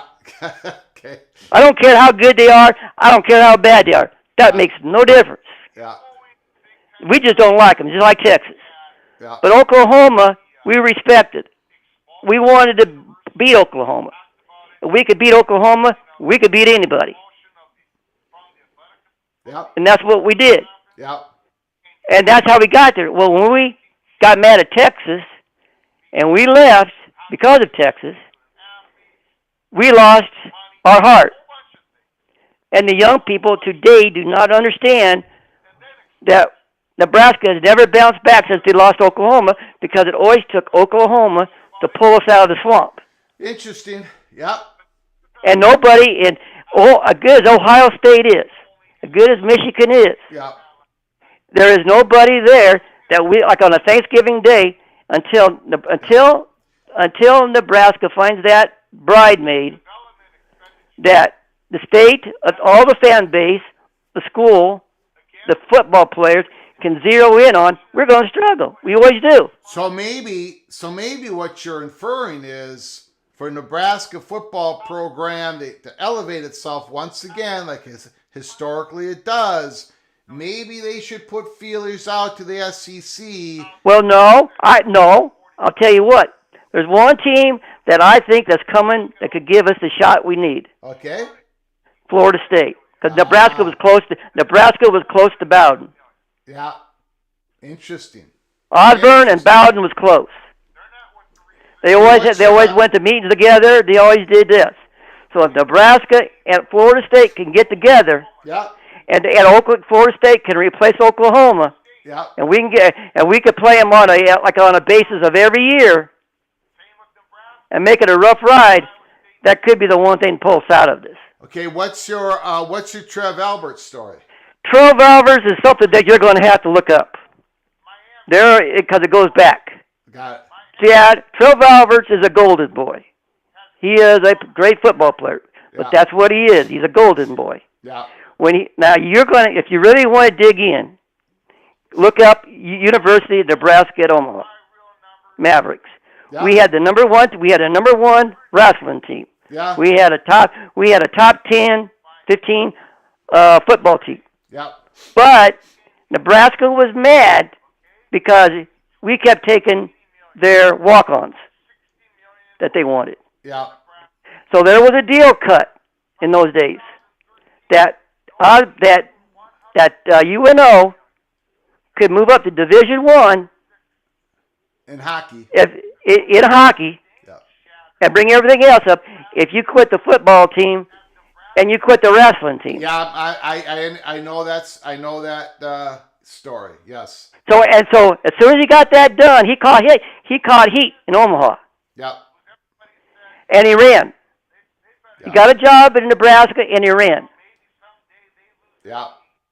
So now he's got, and I just got done hearing again, not too long ago, he's still catching heat here in Omaha for what he did, because now in Nebraska, because he don't get his way, he's running again. Yeah. Every time he don't get his way, he runs. Yeah. And unless you know the true story, I'm glad the man's gone. I'm not scared of nobody. I'm not scared of no team. I know we're going to get our ass kicked just like Minnesota is. Yeah. I'm not stupid. Yeah. But I don't care. I mean, I want to win. Yeah. But we got to have that one team that everybody zeroes in on and say, now that's what's going to take to win. And if we can beat them, we can beat everybody. But Albertson is not going to be that dry. You cannot. Our problem. He ought to have brains enough to know that. Yeah. But Nebraska ain't scared. It's just the idea that we're lost in the desert. Yeah. We're looking for that wife that ain't there. Yeah. Beautiful, Gary.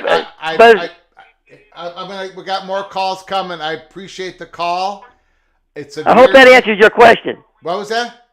I hope that answered your question. Yep, it does. Thank you so very much. Very interesting phone call. Please call again, sir. Well, good luck. Yep, I need it. Okay, thank you. Bye. Thank you very much.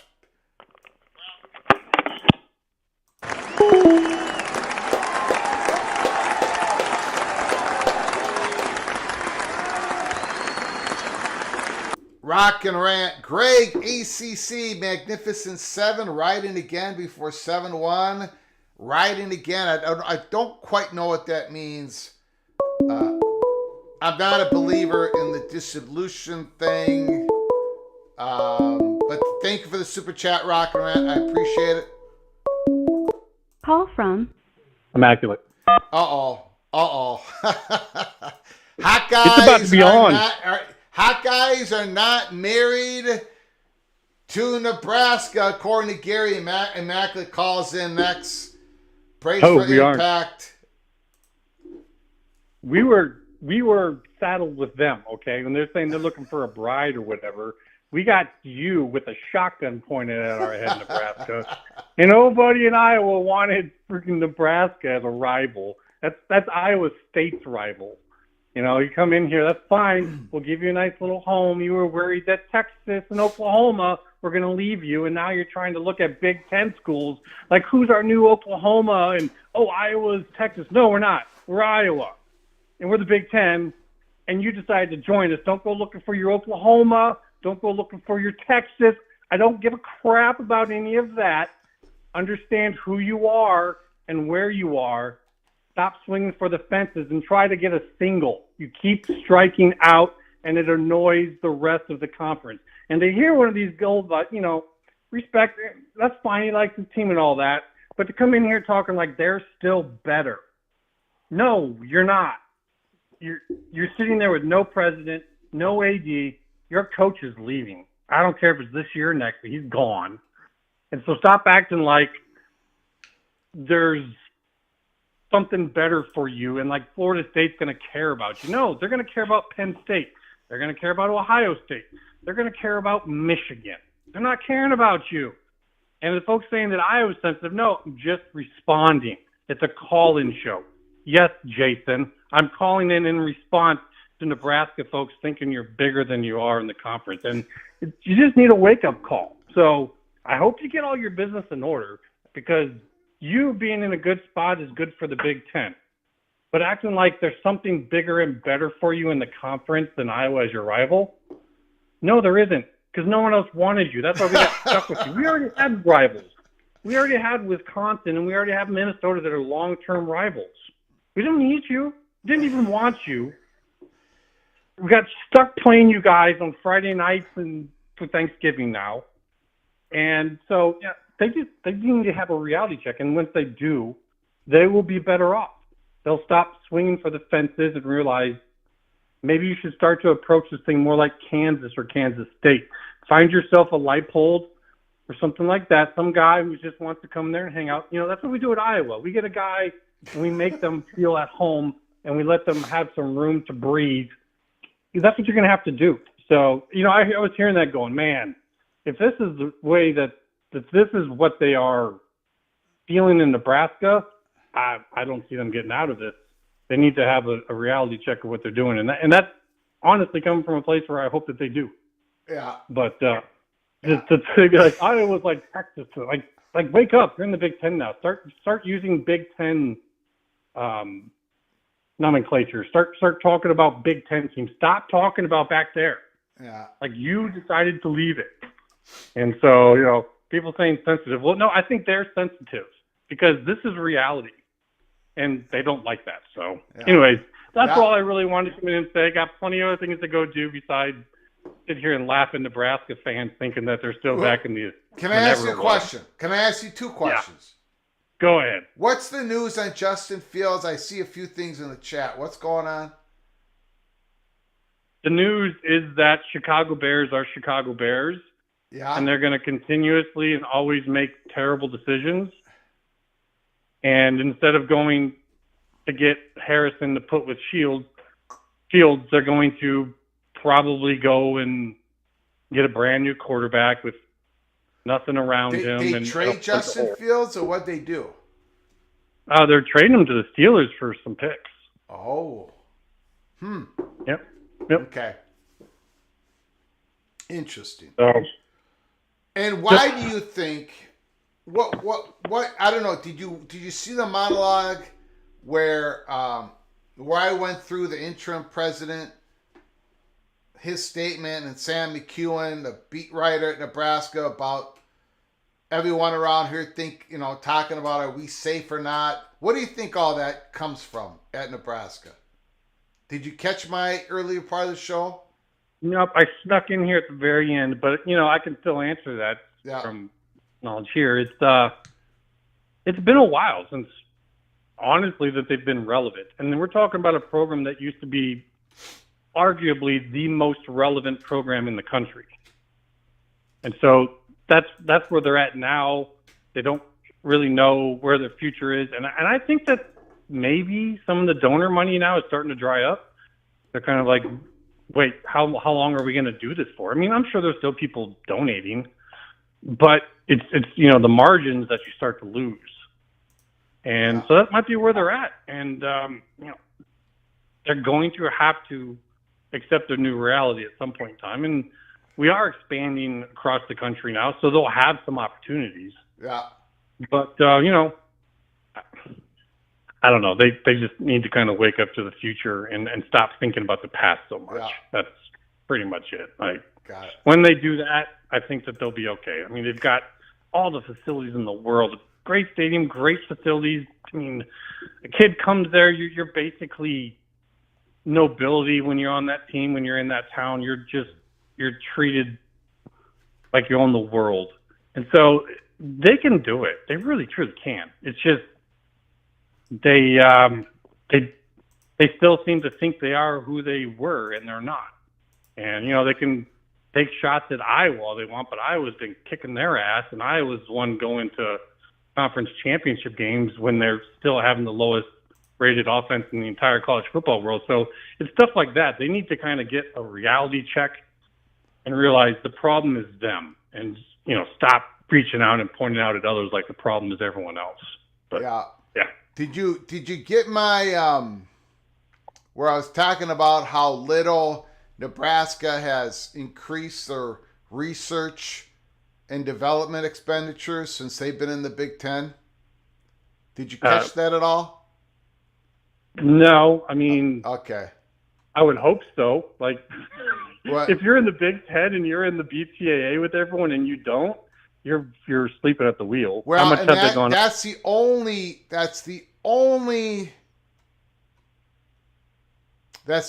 thing I can come up with, and why people are worried about their not being safe in the Big Ten.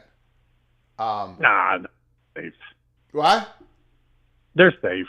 Well, I know, but my show is about why do they believe they're not safe? Because I think that they believe they're not safe because they haven't lived up to their end of the deal. But I don't think that comes down to wins and losses. That might be because of research. I mean, look at Iowa. Iowa, since 2013, have grown their research and development by 100. I can't do math. About $160 million. Nebraska has increased $60 million. Yeah, I'm looking at the thing that you listed before. They're ranked 87th. And they were in the 70s. They keep slipping. Well, yeah, I mean, their problem, was the medical hospital situation, and yeah, I don't know what it would take for them to do better in that regard. Yeah. And if maybe they need to work on building relationships better, Yeah. finding ways in which they can use their resources to supplement some research that other Big Ten schools are doing and get involved with that and grow from there. I don't know. I don't know what they're doing. We talked about Notre Dame not being, when they became AAU in Yeah, 2013, Notre Dame was 175 million. Now it's 280 million. Yeah, they're still ranked down hundreds. Yeah, but their growth, shatters Nebraska, and Notre Dame hasn't been AAU any of those years. They're not in the Big Ten. So it really shows if you just go by school, Nebraska has been asleep at the wheel when it comes to research and development expenditures. And that is maybe what Nebraska's worried about. Again, I'm just speculating on that. And the person I was talking to last night was speculating on that because they're not under probation for anything, but that's their weakness right now. Yeah, I mean, I think, they were brought in to try and be an anchor in the West when we were still having, we were still trying to make the two division system work. And for a while, they did help with that. I mean, they did all right when they first came in. They kept doing things how they used to do things in the past, and they didn't adapt for their new reality, and so they fell off. Yeah.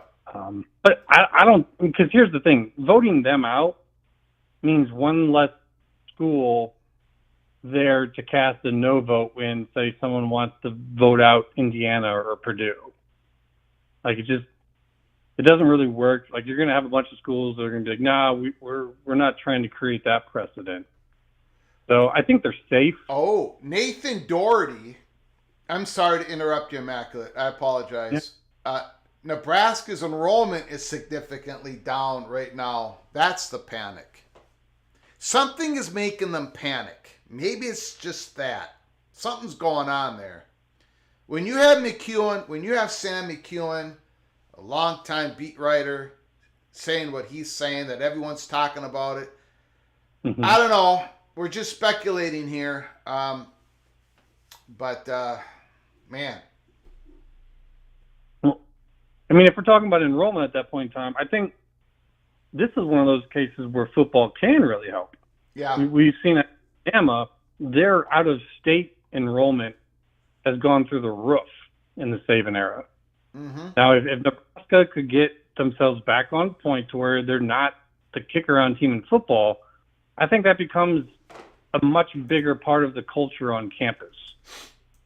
And maybe they can kind of seal this up. But right now, I don't know. I mean, Nebraska's, I think, got dipping population. So, you're drawing less from within your state. So now you've got to pull from out of state. And someone else is saying that it's still at 50K, which is still pretty damn good. So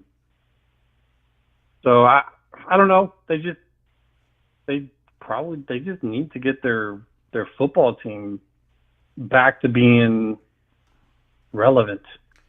And whatever that takes. And if they create some rivalries out of the new teams coming, great. That's great.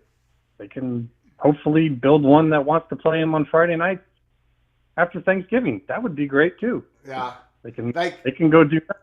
like what you said, I believe you said in the comment section, there's probably a lot of issues that's going to hurt Nebraska with Trev Alberts leaving like this. One of them being the big fundraising thing they were going on with redoing the south part of the stadium. But the other thing is, and you mentioned it, Immaculate, is, Matt Rule, he was one of the reasons he went to Nebraska because of Carter and Alberts. And when you don't have the athletic director there anymore, the ties the ties that bind get a little loose. Matt Rule now has a really good reason to leave. And if Nebraska goes 7-5 this year, Rule gets a job offer, he very well might be gone, right? So, I mean, does he want to stick around where he's saddled with a true freshman quarterback who has a proclivity to leaving? Well, he does want him. He wanted him.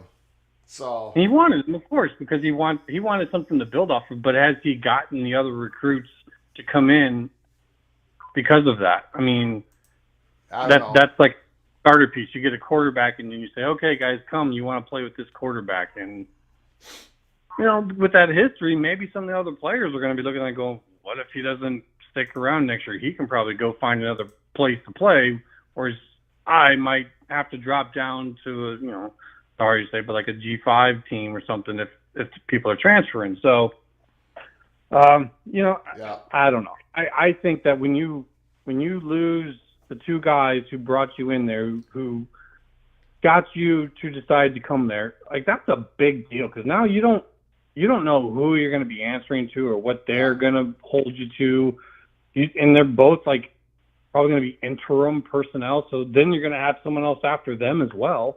Yeah. I know people are kind of saying, "Oh, that's impossible," and it's like, well, when you look at the situation, I think it's just as possible that he leaves than he stays. Yeah. Now, probably not this year, of course, but I think that he's on the block next year. So, they're going to have to figure out what to do, because if he goes, guess who else is going? That quarterback is not. True. That's true. Yeah. All righty, sir. I appreciate it, Immaculate. Absolutely. You have a good night. And, elbows thrown. Elbows thrown. Thank you, sir. Bye.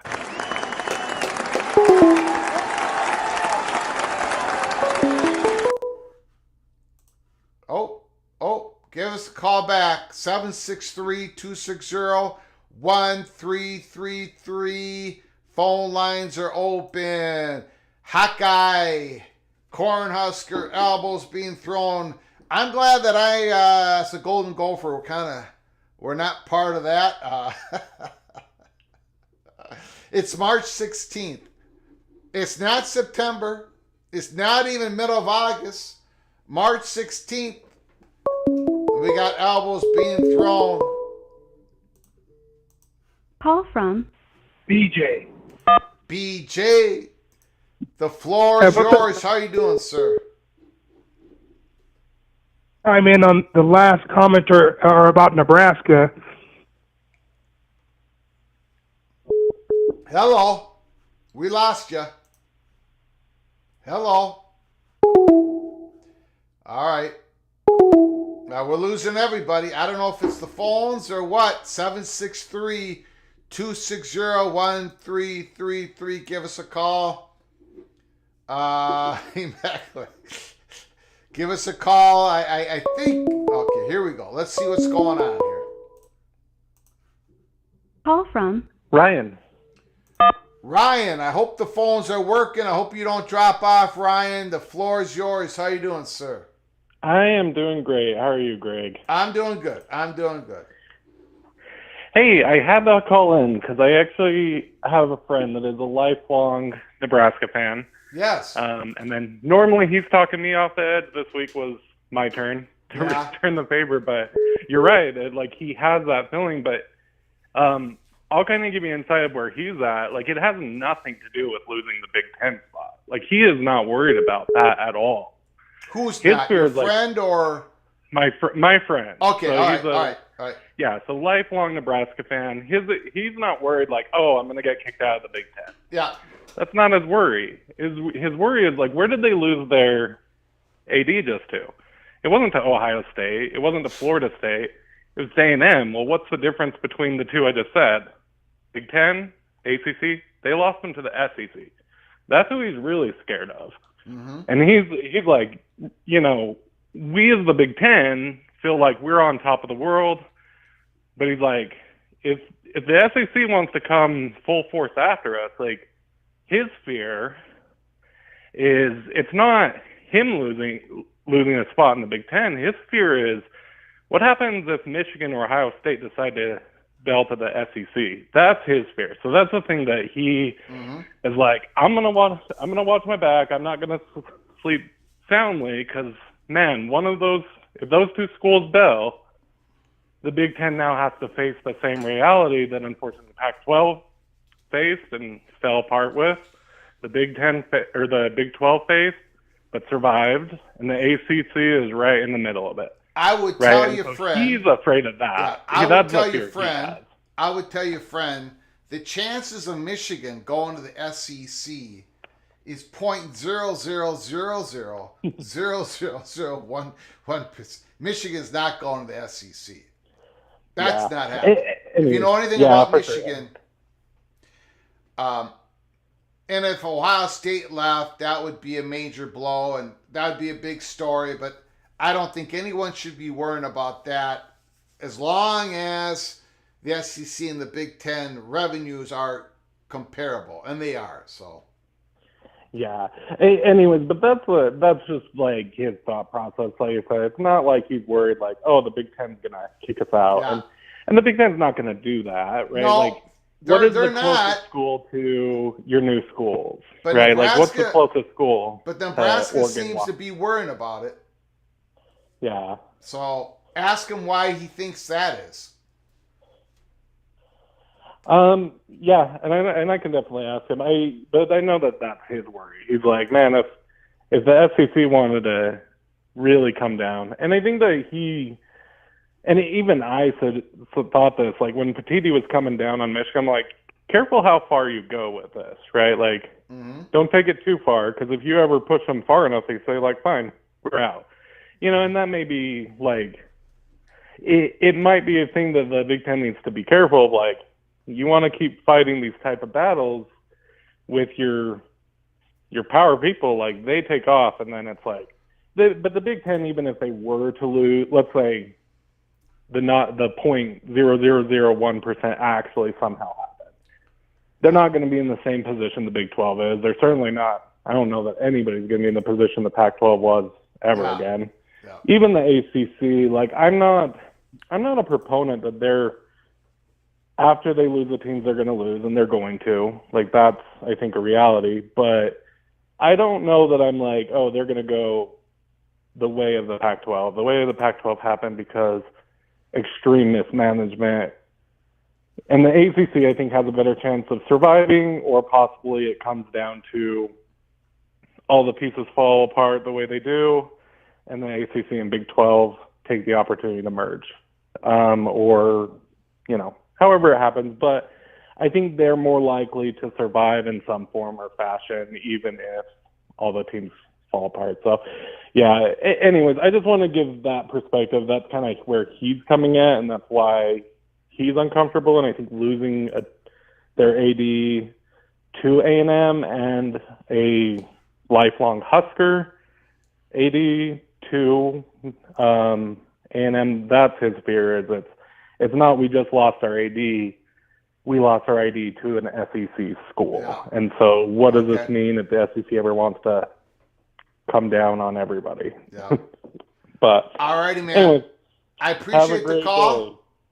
And please call again, okay? Oh, of course. Have a great day. Got it. All right, beautiful.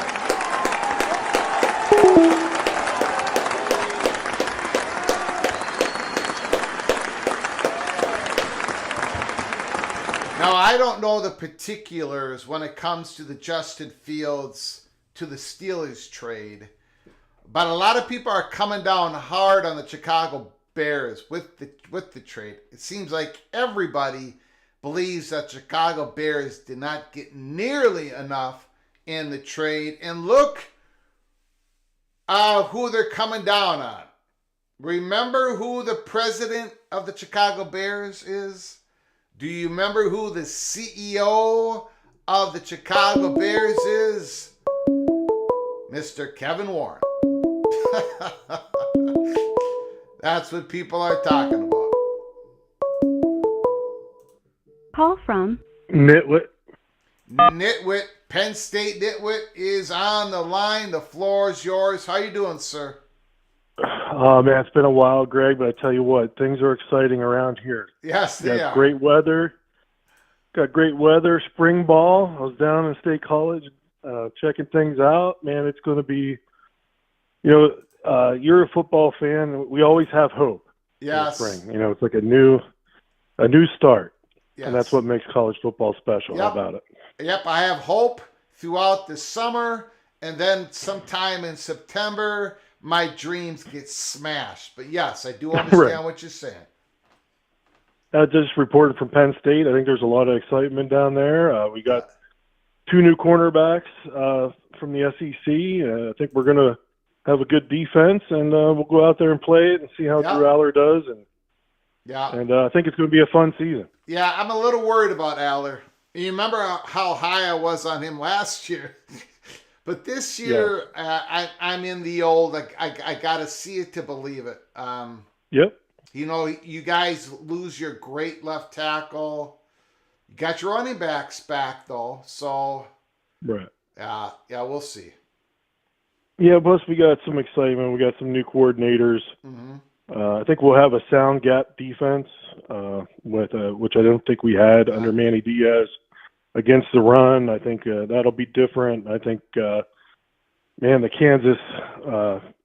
Kansas offensive coordinator, yes, is going to bring a lot of excitement. People aren't talking about him, but is that how you say his name?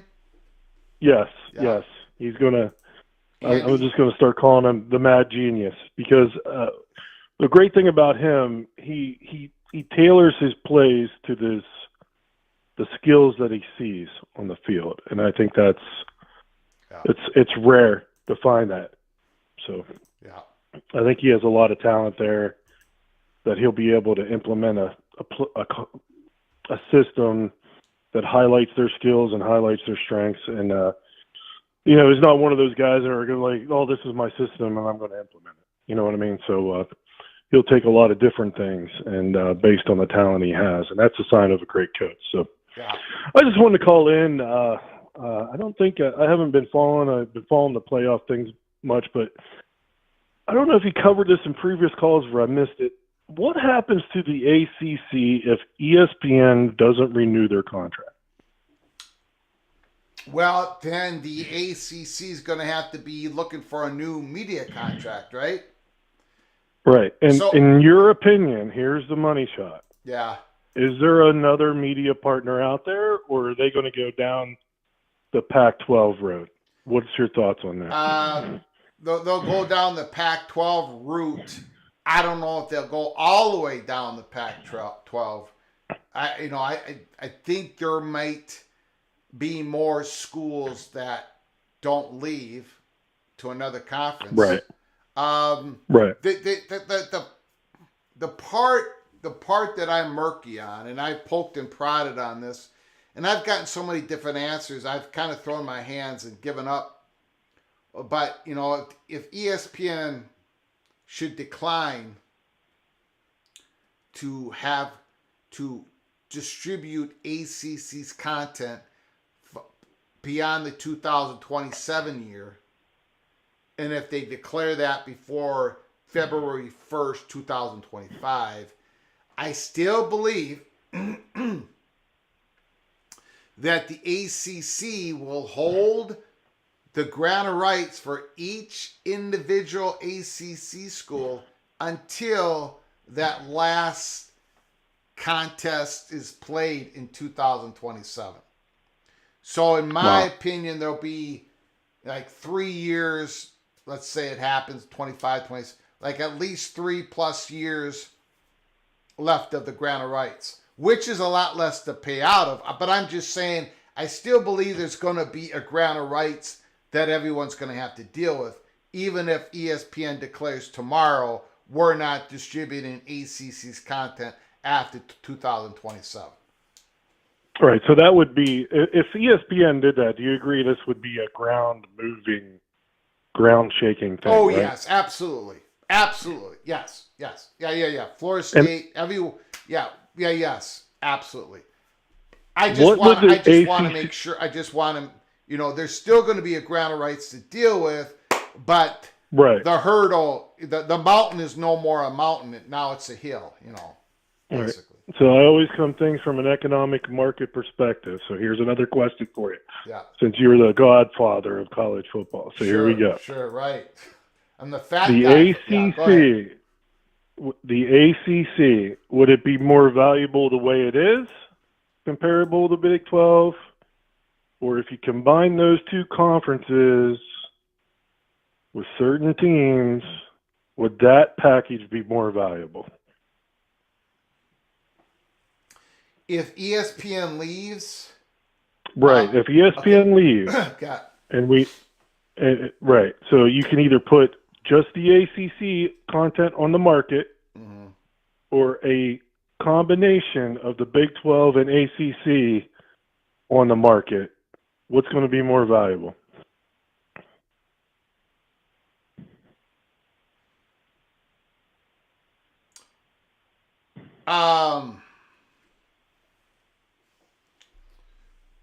Do you see what I'm getting at? Yeah, boy, there's just so many variables to that.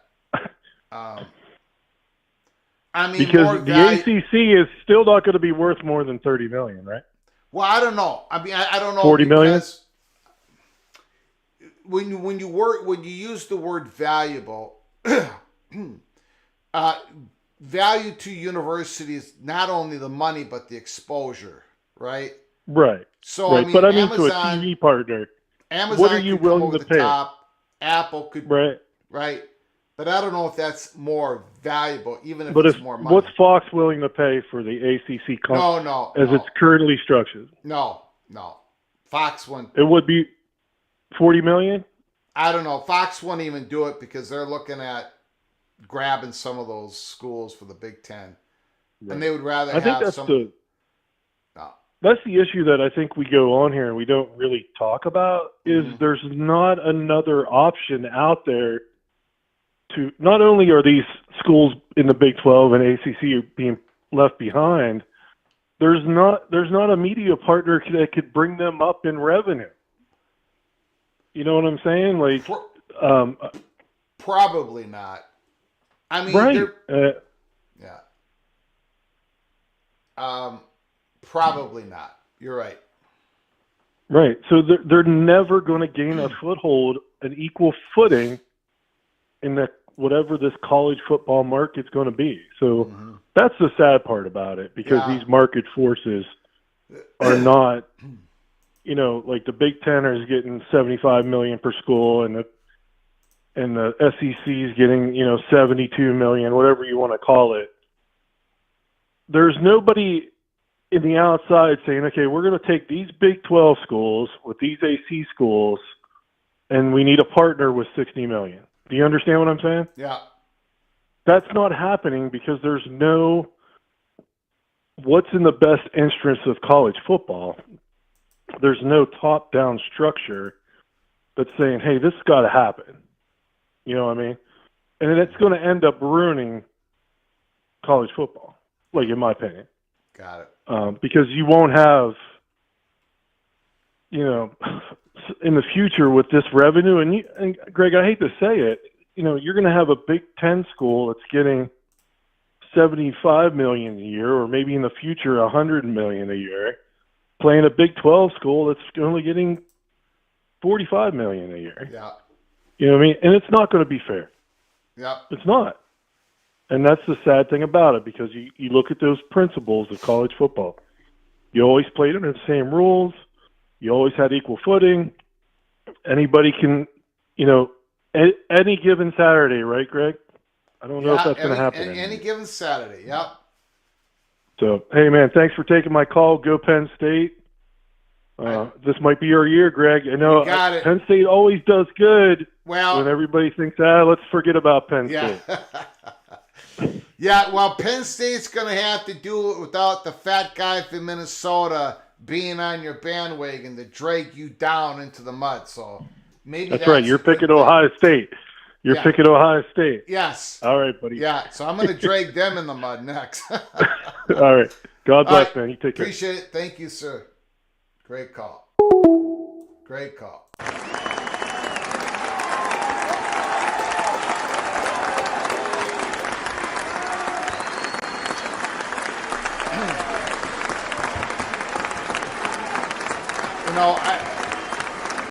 Greg, the Bears are trading Justin Fields for a 2025 sixth-round pick. It could possibly rise to a fourth.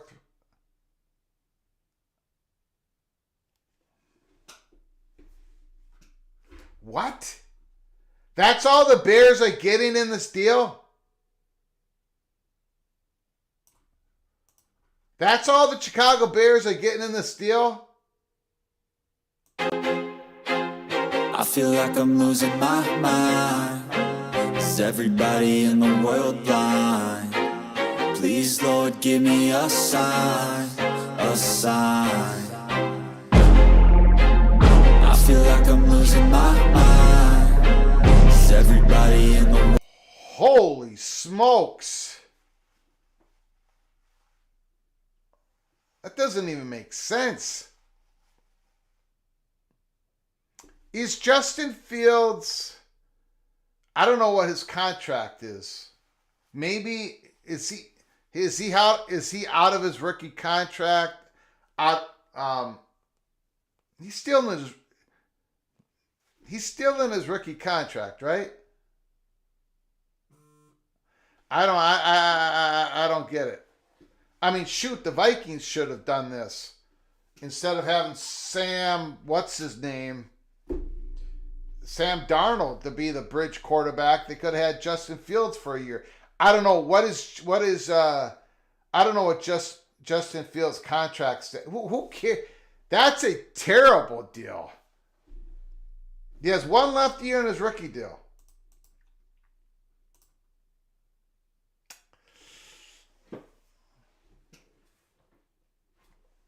First of all, shame on the Chicago Bears, and then shame on like 10 other NFL teams that could have gotten Justin Fields for at least. I don't get it. I don't get what Sam Darnold is better than Fields. Ooh, I don't think so. I don't think so.